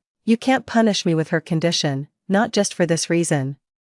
Don't you understand yet? I didn't come back to get back together with you. Besides, you're incredibly cruel and selfish." My husband was silent. Jiangwan's evaluation of him must have been a blow to his heart. The success rate of saving the marriage increased by 20%. I laughed coldly. It was a bit too easy. 17. As I had imagined, Jiangwan didn't leave. Instead, she volunteered to stay and take care of me during my illness. I didn't have any illness at all. It was all a conspiracy with the doctor, the same doctor who forged the miscarriage report in the previous cycle. His name was Li Jin. He was a top student with a gentle and refined temperament. He looked more like a good person than that Professor Jiang. As soon as he saw Jiangwan, who accompanied me for the re-examination, his eyes lit up. I knew what that signal meant. Sure enough, Li Jin started to pursue her relentlessly. Actually, I didn't think much of him, but from the way he looked, it seemed that he was sincere. After a few months of coming and going, Jiangwan actually started dating him. Gu Jingshan naturally also learned about this. He turned the page of the book calmly, but the corner of the page was crumpled. I lay down and pretended to be weak to brainwash him. I've never seen Miss Jiang smile so happily. As long as she can be happy. My husband was silent, lonely, and lovelorn on this night. I reached out from under the quilt, unceremoniously turned off the light, closed my eyes with my back to him, and a sweet smile hung on the corner of my mouth. After all, my success rate had just soared. 18. I held the straw and slowly stirred the fruit and vegetable juice in the cup. The green color was smeared on the cup wall, swirling into a shallow arc. The plan this time was just one word: delay. In other words, it was like boiling a frog in warm water. Once Gu Jingshan was cooked, he could no longer jump out of this pot. So far, Everything was going smoothly, the success rate of saving the marriage in the system had reached Shinjiaoi. Jiangwan propped her cheek and looked at me. You look at the upper left corner from time to time. I've been wondering, is there something there? My hand paused. The stirring straw scraped against the cup wall, making a slight sound, and my breathing also stopped. After 9 cycles, this was the first time someone had asked me this. Actually, I've always been a bit jealous of you. She suddenly smiled. This was simply a fantasy. You're very smart and very tough. Well, of course, you're also very gentle, Jiangwan said softly. You have all the things I don't have: smart, strong, gentle. She actually had such an idea. And your eyes can speak. Many times, I feel that you can understand what I'm thinking. She looked at me with those bright eyes. Do you know that? It's you who don't know, Jiangwan. You don't know what a selfish and sick person you're facing. A person who just wants to survive and thus resorts to any means, who can only monitor, calculate, and manipulate everything around her, and who can only take advantage of your kindness. A person who wants to live so much that she wants to die. I couldn't speak for a long time. And just at this moment, a familiar figure walked past the glass window, with a lover snuggling beside him. Jiangwan had her back to the window and couldn't see. I stared fixedly at that figure and suddenly stood up. Jiangwan, wait for me here. I'm going to the bathroom, Jiangwan said from behind. There's a bathroom in the store but I had already walked out quickly. 19, on the street. Li Jin's hand was on the girl's shoulder. The two were very close. As if there was only each other left in the world, I caught up with him and blocked their way. Li Jin, he was slightly stunned, then frowned, and his eyes dodged for a moment. Mrs. Gu, what a coincidence. Who is this? I motioned to the young girl beside him. If Jiangwan finds out. Li Jin sighed impatiently and said coldly, we've broken up. What? Broken up? Why didn't Jiangwan tell me? Why did she break up with you? He seemed to have heard a ridiculous question and sneered. Jiangwan has congenital heart disease. She actually told me so late. What if it affects childbearing in the future? My family has had only one son for 3 generations. Slapdash. There was a crisp sound. My palm hit his face hard. I was so angry that my voice trembled. Who do you think you are? How dare you treat her like this? He was slapped and turned his head, glaring at me with a mixture of shock and anger, covering his face. I coldly turned to the girl who was so frightened that her face turned pale. Did you hear that? If you're still a woman, dump him. Then I clenched my still slightly trembling and numb palm and turned around without looking back and left. When I returned to the coffee shop, Jiangwan was holding a mug, sipping hot cocoa, and there was a circle on her upper lip. There was a beautiful booklet on the table. You were gone for a long time. Actually, there's a bathroom in the store. She pointed to the pictures of the scenic spots in the brochure and smiled. Do you want to go hiking tomorrow? Didn't Li Jin say last time that you need more exercise? Of course, if you're tired, I'll approve taking the cable car. I looked at her and slowly understood. She didn't want to affect my remaining happiness, my marriage that had brought happiness to no one. 27 years ago, when I was still in love with Gu Jingshan, there were a lot of obstacles.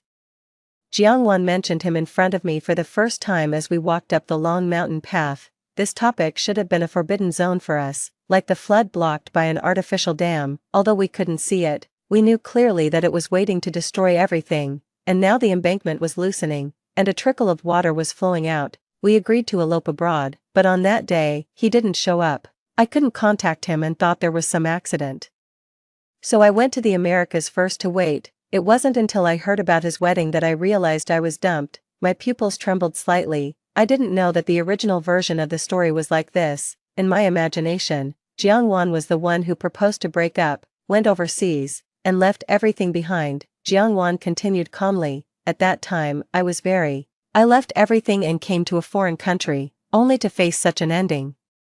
I thought about cutting my wrists and secretly hated you, whom I had never met. Later, perhaps because I was afraid of death, I survived and found that I was living very well, better than before. Finally, I couldn't help but think about you. I wondered what kind of person Gu Jingshan's wife would be. Was she okay? My legs seemed to be filled with heavy lead water. I walked slower and slower until I stopped. Jiangwan walked up 2 steps, realizing that I wasn't following. She turned around and reached out her hand to me. Tired? Come on, I'll pull you. I held her hand. Her palm was warm and dry. I always eat dinner alone, I said abruptly. Really? Her voice had a slight smile. So do I. I watched Roman Holiday 3 times in one day. Yeah, last summer, I drove around the coastline all night. There was only one song playing on the radio. I bought a pair of studded boots and never wore them once. Mine was a knitted short sleeve. I could never find the right season for it. I couldn't help laughing. Then I noticed that something in my heart suddenly fell gently with a thud, and then I finally could admit that when I was in love with him, he and I were so far apart from each other. I shook Jiang-Wan's hand. Like two high school girls, my steps gradually became lighter. I bought an online course on how to save a marriage. Save a marriage, yeah. I took out my phone and searched for it to show her. This person suggested that I be a submissive and virtuous wife. Listen to what she said. Jiang-Wan clicked in and watched a few videos, then turned it off, holding back a laugh. Absurd, right? I also consulted a psychology professor. I searched for Jiang Zhihui's assistant again, but his account was nowhere to be found. Did I remember the ID wrong? Or was it a deviation caused by some kind of butterfly effect? It didn't matter anymore. I put this matter out of my mind. 21. When we reached the top of the mountain, the sun had already set below the horizon. Jiang-Wan's smile was very dim in the night. Happy birthday, Shinjiaoi. She took out a cake in a thermal box, a bottle of sparkling water tied with a beautiful ribbon, and 2 wine glasses. These were actually the things in the heavy backpack. I asked Li Jin, you can eat this. But no wine, let's use sparkling water instead. Actually, it's almost the same, right? I took off my scarf and put it on the cold stone, ready to use it as our picnic cloth, but a gust of wind blew it away. The navy blue scarf floated towards the purple night. Jiang-Wan leaned on the railing and reached out to grab it. Suddenly, the wooden railing collapsed, and her whole body tilted towards the boundless night. At this moment, the system data that popped up occupied my entire field of vision. Success rate of saving the marriage, 99%. A series of blood red exclamation marks. Jiang-Wan, the perfect Jiang-Wan, the Jiang-Wan who had overshadowed my marriage like a shadow, the Jiang-Wan who I could never defeat no matter what. If she died dash, I grabbed her. The mountain wind howled, stinging my cheeks so painfully that I couldn't open my eyes. I could only hold her hand tightly, hold it firmly, and never let go. My eardrums throbbed, and my blood vessels were on the verge of bursting. I thought I was shouting, but in fact, nothing could come out of my choked throat. Using all my strength, I finally pulled her back. I staggered a few steps backward and slumped to the ground, gasping for breath. The taut string that had been stretched for a long time suddenly broke, and I couldn't help but burst into tears. Jiang-Wan hugged me and patted my back. I'm sorry, I'm okay, she said. So, she didn't understand anything at all. I heard the sobbing in her voice, and warm, sticky liquid flowed down into my collar. Tears, no, something was wrong. I held her shoulders and pulled her away. Jiang-Wan's face was deathly pale, her head had been knocked open by a rock, and a steady stream of blood gushed out, staining her forehead and cheeks. Her sad eyes were like stars immersed in a blood mist. 22. Jiang-Wan was unconscious in the hospital, and I submitted a divorce agreement to Gu Jingshan. As long as I can start over, she won't really die, right? Love rival. This is the most incompatible relationship between women that ordinary people can think of. However, I don't want Jiang-Wan to die. I left the hospital and wandered the streets, waiting for my death. What kind of death would it be this time? Surprisingly, I no longer felt afraid. It was a bit of a surprise that it didn't end immediately. Early the next morning, before it was fully light, Li Jin called. Gu Jingshan had been looking for me all night, contacting major hospitals, hotels, transportation hubs, and even calling the police, which led to the exposure of the fact that I had faked a cancer report. He would definitely sign. I ate the birthday cake that Jiang-Wan had put in a thermos box, swallowing the cream in big mouthfuls. Sitting on the embankment, I watched the city slowly wake up in the rising sun. On the other side of the river was my school. Behind the glass building that shone brightly in the morning light was my old home that had been demolished. I recognized all the memories. Before falling in love with Gu Jingshan, before marrying Gu Jingshan, the trace of that me had become so faint that it was no longer visible. It turned out that Shinjiaoi had already died before entering the cycle. Why did heaven make me start over again and again? Perhaps because I made mistakes again and again. 23. I woke up again, April 20th, Wednesday, 15:10. I made a sumptuous dinner for myself, and the cufflinks were put up for sale in the second-hand market, fetching a considerable amount. When Gu Jingshan came back, I had already gone to bed. In a half-asleep and half-awake state, he approached with the moisture from the shower, kissed me on the ear, and asked in a low voice, "Are you angry?" I opened my eyes and stared at him for a long time, his long, slender eyebrows, drooping, moist eyelashes, and eyes with a faint glimmer like obsidian, in his gradually puzzled expression. I smiled without any burden, none of this mattered anymore.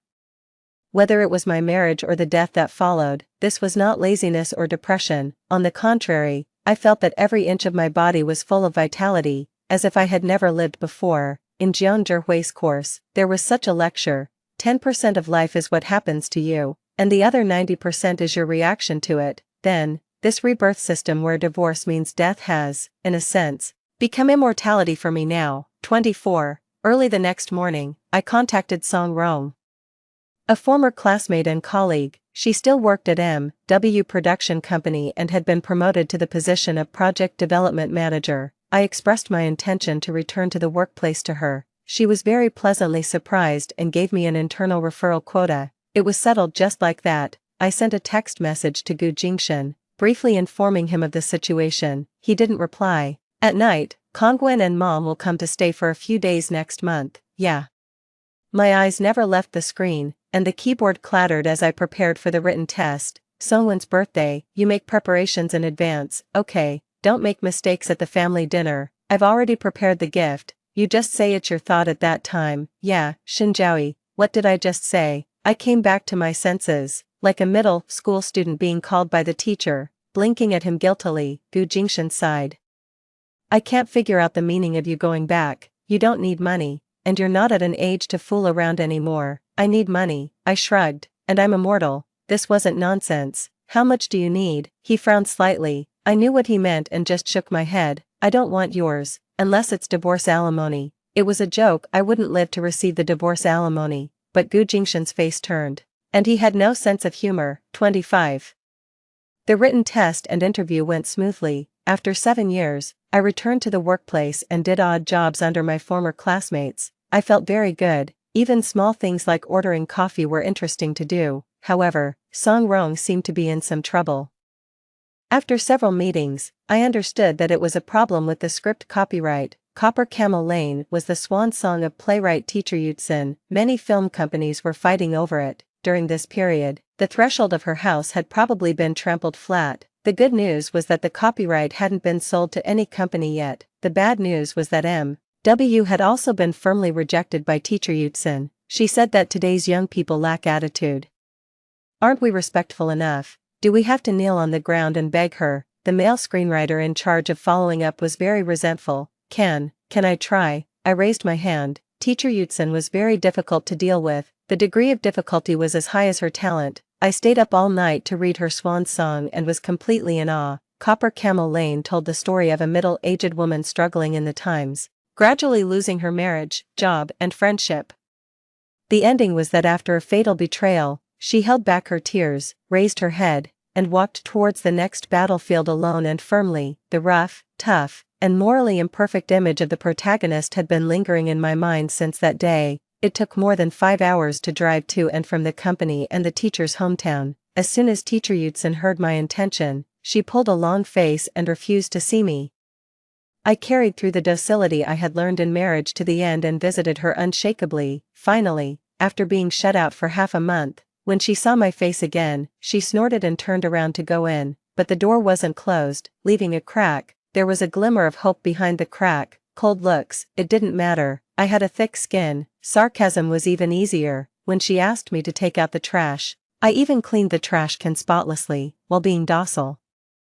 I couldn't forget to improve myself. She liked watching ball games, so I made up for the videos and memorized the knowledge points hard. When she was watching the program, I casually commented a few words and received the look of "this little girl is actually a bosom friend." Another half-month later, our relationship had developed to the point where she invited me to watch the game with her. 26. It was already late at night. Song Rong opened a canned coffee and looked at me, who had just returned to the company and was half dead with exhaustion, half jokingly, "With your perseverance, you'll succeed in anything." She didn't know that compared to everything I had experienced with Gu Jingshan, these were nothing. Only this ending isn't good. The male screenwriter sipped his tea and patted the script. It would be better to change it to making up with friends and making a comeback in career, at least remarrying the ex-husband. The current version is too negative. I think it may be because teacher Yutsun has never married in her life. Change it to a happy ending. My eyebrows twitched. Although it was a safer plan, wouldn't it completely dissolve the soul of the original work? That's why today's cultural and art practitioners, suddenly, I understood the attitude problem that teacher Yutsun mentioned. I grabbed my bag. Sister Lu, I'm going back first. I left their confused voices behind and rushed home in a hurry, rolled up my sleeves, and made some side dishes for drinking. Gu Jingshan leaned over from behind. This was a bit abnormal. Before, when I was busy in the kitchen, he never cared about what I was doing. Why did you suddenly think of making this? I put the lid on and put it in the refrigerator. Of course it's because someone wants to eat it. Yeah, when did I say that? He sounded in a good mood. I was surprised. I didn't say it was you. He left with a face again. I really couldn't figure him out. Fortunately, these were no longer things I needed to care about. 27. When I went to the appointment the next day, I took out the lunch boxes from my bag and opened the lids one by one. Teacher Yutsun watched from the side and swallowed quietly. It's really rare for a little girl to be able to cook these, I smiled and said. My husband likes to eat them very much. He never says it. But I know that every time I make them, he will drink a few more cups. The teacher snorted. I set the chopsticks, filled the wine, and turned on the TV. The ball game would start in a few minutes. I had 2 miscarriages for him, I said casually. One was when I was pushed down the stairs by his younger brother, and the other was faked. Without looking, I knew what expression would be on the teacher's face. To avoid divorcing him, I did even more terrible things. Now I think that what I'm afraid of is not the disappearance of love, or even facing my own defeat. What I'm afraid of is an imperfect ending. Teacher, I'm scared to death. Now I finally know that what's really important is the right to choose an imperfect ending for myself. I understand what you were thinking when you wrote the last scene. Since you've lost everything, don't look back and keep fighting. So, Teacher Yutsun, I promise. I looked directly into her eyes. As long as I'm in M.W., the ending of Copper Camel Lane won't be changed. The ball game had already started on the TV, but Teacher Yutsun didn't look away. Her lightning-sharp eyes also looked directly at me, accompanied by the passionate voice of the commentator in the background. She nodded solemnly. When I got home and was washing the completely empty lunch boxes, I was still humming happily. The good mood lasted until late at night. Gu Jingshan turned off the lights and leaned over with one hand propping on the pillow. His hot breath sprayed on the side of my neck. I refused a couple of times, but he was persistent, so I used all my strength and unceremoniously pushed him away. It's very late. I have to get up early tomorrow. The charming atmosphere disappeared completely. He asked coldly, Are you full outside? Think whatever you want. I sighed and picked up the pillow. I'll sleep downstairs. 28. Teacher Yutsun. I'm going back to the meeting. Today's meeting was very important. It would decide whether the senior management of M.W. agreed to use the original plot without any changes. What are you going to do? Teacher Yutsun turned a page of the newspaper. I'm going to threaten them with my life. Although I said so, in fact, I had run around in many ways, staying up countless nights, analyzing the market, interviewing many professors, playwrights, and film critics, and writing a thick stack of reports from the perspectives of literary value, social value, and commercial value. Today's young people, really. She took off her reading glasses and rubbed her forehead with a headache. I looked at her eagerly. This is the advantage of being young. You can still bet your life. Wait for my good news. Halfway through driving, I remembered that the USB drive with the interview videos was left at home. So I had to go back to get it. As soon as I entered the door, everyone looked at me in surprise. In the huge living room, there were well-dressed people and the sound of wine glasses clinking. Obviously, a family dinner was being held. I looked down at myself. To drive a long distance, I was wearing loose casual clothes, and the tip of my shoes was still stained with the mud from the teacher's yard. Everyone enjoy your meal and drinks. I looked up and greeted everyone with a bright smile. I remembered, today was Gu Songwen's birthday party. Gu Jingshan had asked me to come back early in the morning, but I didn't take it to heart at all. Before, no matter how perfect I behaved, Gu Kongwen would always find fault. With such a big oversight this time, he definitely wouldn't let it go. At the wedding 7 years ago, when I was toasting, I accidentally knocked over the wine glass and soiled my dress, which made him and his cronies laugh at me in public.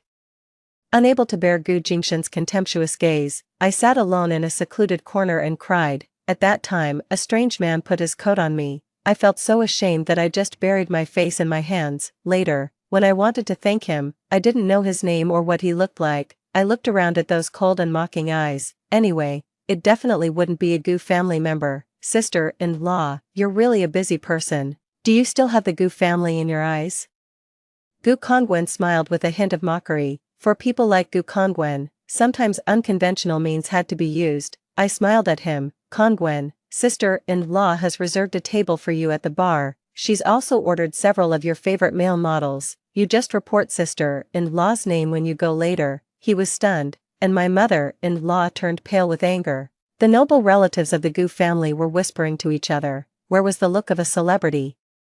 Gu Jingshan stood far above on the steps, and his expression was indistinguishable. I waved my hand smartly. Bye, I'm going to work. 29. With my unremitting persistence and the strong support of Lu Rong and several seniors, after weighing for several hours, the senior management finally passed the plan. Lu Rong suggested having a celebration drink, but I thought it was better not to open champagne halfway through. After all, Teacher Yutsen hadn't officially signed the contract yet. Joey.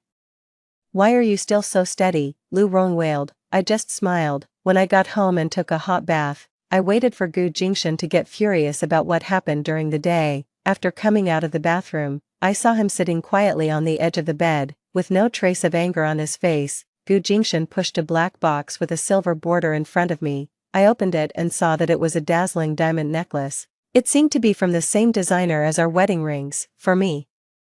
I pointed at myself. He nodded slightly. Thank you. Although I was a bit surprised, my reaction was still calm. Actually, I don't have many occasions to wear it, and besides, the occasions where I could wear it are really quite dull. On this year's wedding anniversary, his gaze fell to the side, and he suddenly brought up this matter that I had long forgotten. I forgot about it. I've often neglected you in daily life. If you've been unhappy because of this during this period, I can.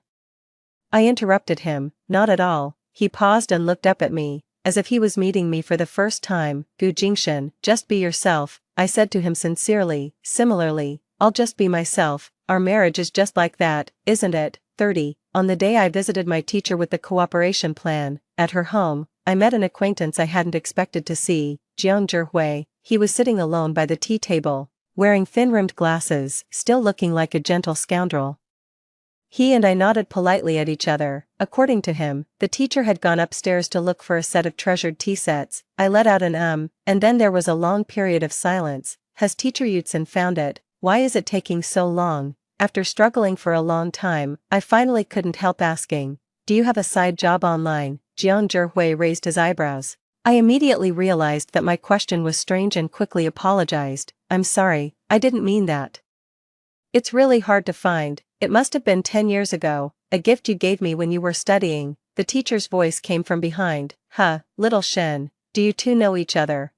No, we don't. The teacher leaned against the door frame and gasped for a while, then commanded, you two, don't just sit there idle, go up to the attic and look for it for me. Zhihui, you used to love reading up there, maybe you left it there. The attic hadn't been stepped on for a long time, and there was a lot of dust. While Jiang Zhihui was looking for the tea sets, I covered my nose and looked around. It was an ordinary attic, but this beautiful round window somehow looked very familiar. I took out my phone and opened a certain social platform. In the fan list, there was a zombie fan who had been there for many years and would like each of my posts one by one. The profile picture was exactly this window. The pixel of the photo was blurry, and it seemed to have been taken at least 10 years ago. I had an impression of it because of the beautiful carvings on the window frame. I was greatly shocked. Everything was connected. What's going on with Jiang Zhihui? Over the years, he had seen all the random words and thoughts I posted on my account. In that case, the Professor Zhang's marriage repair consultation at that time, wasn't it? 31. Found it.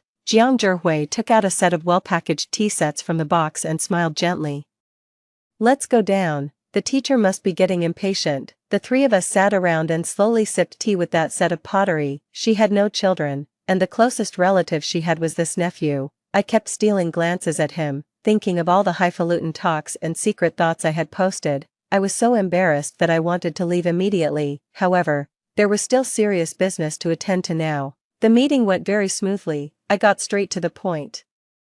I didn't even have to use the trick of threatening with my life, and the company agreed. Teacher Yutsen, are you willing to hand over Tongtua Alley to us now? Teacher Yutsun pursed her lips and didn't speak. I knew her attitude had softened, and it was just one last push away. Actually, there's one more thing I want to tell you. Teacher, I won't come again tomorrow. This was also the tactic of playing hard to get that Jiang Zhihui had taught me, holding the teacup. She looked at me in surprise from above her slightly fogged reading glasses. M.W. is considering transferring a more experienced senior to take over this matter. I also think that I shouldn't continue to bother you, whether you sell the copyright to M.W. in the end or not. I want to say that I really like this story. Thank you for writing it. I lowered my head to the teacher and tried my best to hold back my sadness. Well, then I'll take my leave first. I got up and walked towards the door. 1 step, 2 steps, 3 steps. Wait a minute. Teacher Yutsun's somewhat annoyed voice sounded behind me. I didn't say I wasn't willing. I stopped in triumph, turned around, and there was a sly smile on my face. Teacher Yutsun angrily read the cooperation plan I had taken out several times. Jiang Zhihui looked at me with great interest. His gaze was so prominent that I couldn't ignore it even if I wanted to. The teacher frowned. As a well-known senior with a bad temper, she had been outwitted by a junior like me. She was a bit annoyed and vented all her anger on Jiang Zhihui. Boy, you wanted to see her, and now you've seen her. Hurry up and leave. After that, she waved us away. Wanted to see me.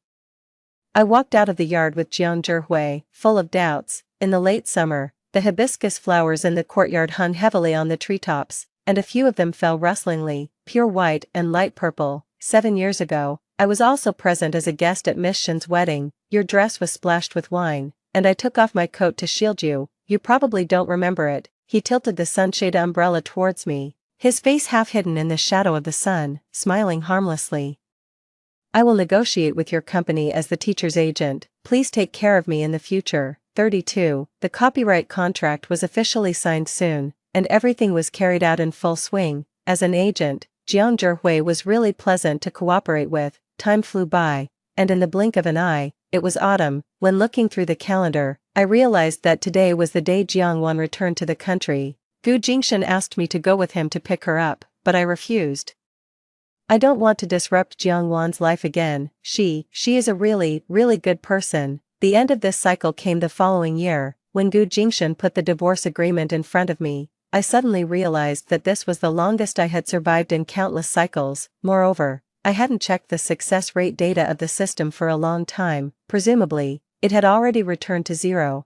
I held the pen and hesitated for a moment, but Gu Jingshan sighed, reached out, and held the hand that was holding the pen. He said, "Joey." I gently but firmly broke free from his grip. The tip of the pen landed on the paper, and I neatly signed the 3 characters Shinjiaoi. It was as smooth as if I had signed it 1,000 times. I'm just sorry that I won't be able to see the day when the movie starts shooting with my own eyes. Gu Jingshan's jaw moved slightly, his masseter muscles tensed up, and his face was very gloomy. I put down the pen, leaned back, and waited for the omen of death. Gu Jingshan, I said at last, I think I understand. What? This system, all of this. I smiled. It's not punishing my failure, but punishing my compliance. 33. I opened my eyes. In the restaurant, soft music was flowing slowly, surrounded by flowers. Everything seemed to be enveloped in a faint halo, like a dream. I rarely came to places like this with Gu Jingshan, except for the time when he proposed to me. Later, I found out that this was the place where he had originally planned to propose to Jiang Wan. Actually, Jiang Wan doesn't like such a restaurant at all, and neither do I. I was lost in thought for a moment, then retracted my gaze and took a closer look. On the dining table was a small red velvet box, opened towards me like a clam shell, and the diamond on the ring sparkled with a cold brilliance. My breath caught for a moment. I tried to call up the system, but there was no response from the system. There was no longer any success rate of saving the marriage. Gu Jingshan looked at the wine list with a solemn expression, neither happy nor expectant. He knew that I would put on this ring ecstatically and shed tears of joy because my dream had come true. After all, I had been looking forward to becoming his wife more than anyone in the world. I reached out my hand. With a bang, I closed the lid. Gu Jingshan's eyebrows twitched. He raised his eyes and looked at me in shock. The violinist playing beside us played a wrong note, and the beautiful meditation piece was comically out of tune. My heart was beating like crazy. I grabbed my coat, winked at him, and my facial muscles were probably trembling. Then, as if urged by something, without saying a word, I turned around and ran. The street in April had just been washed by a rain, the crowd, the wet road after the rain, and the faint smell of grass in the air all collided with me at once. I ran past them, greedily looking and sniffing, in the exquisite shops along the street, on the staggered street lamps, and in the windows of the buildings in the distance. Little by little, the lights came on one after another. I kept running until my lungs were burning and my legs were sore. Finally, I collapsed on the side of the road, covering my face and trembling all over. The rainwater on the ground seeped through the thin fabric, and a real coolness came from my skin. Someone behind me caught up, panting. It sounded like the waitress who had chased me all the way. "Your bag," she approached hesitantly. "Are you crying?" I raised my head from my palms and laughed so hard that I couldn't catch my breath. 34. 7 years later, a sharp pain burst in my heart without warning. I clutched the bedsheet tightly, my face pale, and pleaded incoherently. The child. For the sake of the child, I carried her for 5 months. Our child had already taken shape. Gu Kongwen pushed me down. I originally worried about running into Gu Jingshan here. When enemies meet, it's inevitable that there will be a confrontation, but strangely, I didn't even see his shadow. Jiangwan was still very conspicuous among the crowd of travelers, tall, wearing a white t-shirt, and with slightly tanned skin. Her gaze stayed on the pickup sign for a moment, and then she looked at me, frowning, obviously feeling strange. I didn't marry Gu Jingshan, so naturally, I had never cried in front of a cake at a convenience store late at night. At this moment, to her, I was a complete stranger. "Who are you?" Although I really don't want to bring this up, but, I shrugged. Gu Jingshan's ex-girlfriend. Jiangwan was stunned for a moment, and then burst into laughter. "Xinjiaoyi, I've heard a lot about you. Only the good parts are true." I took one of her suitcases and walked side by side towards the exit. "Please don't mention it again." This relationship left me with nothing but trauma. Really, I thought the trauma you left him was more serious, failing to propose in public. This matter has spread all over. You're the one. After breaking up with you, he was afraid of being reminded of the past and didn't dare to eat ginger for several years. Is that true? Spare me, Jiangwan. I want to invite you on behalf of M.W. to compose the music for the new film Tongtua Alley. Would you like to? Tongtua Alley. I've always wanted to write film music. How did you know that? Telepathy between ex-girlfriends. I turned my head, and Jiangwan also looked at me, her eyes shining brightly. We smiled at each other.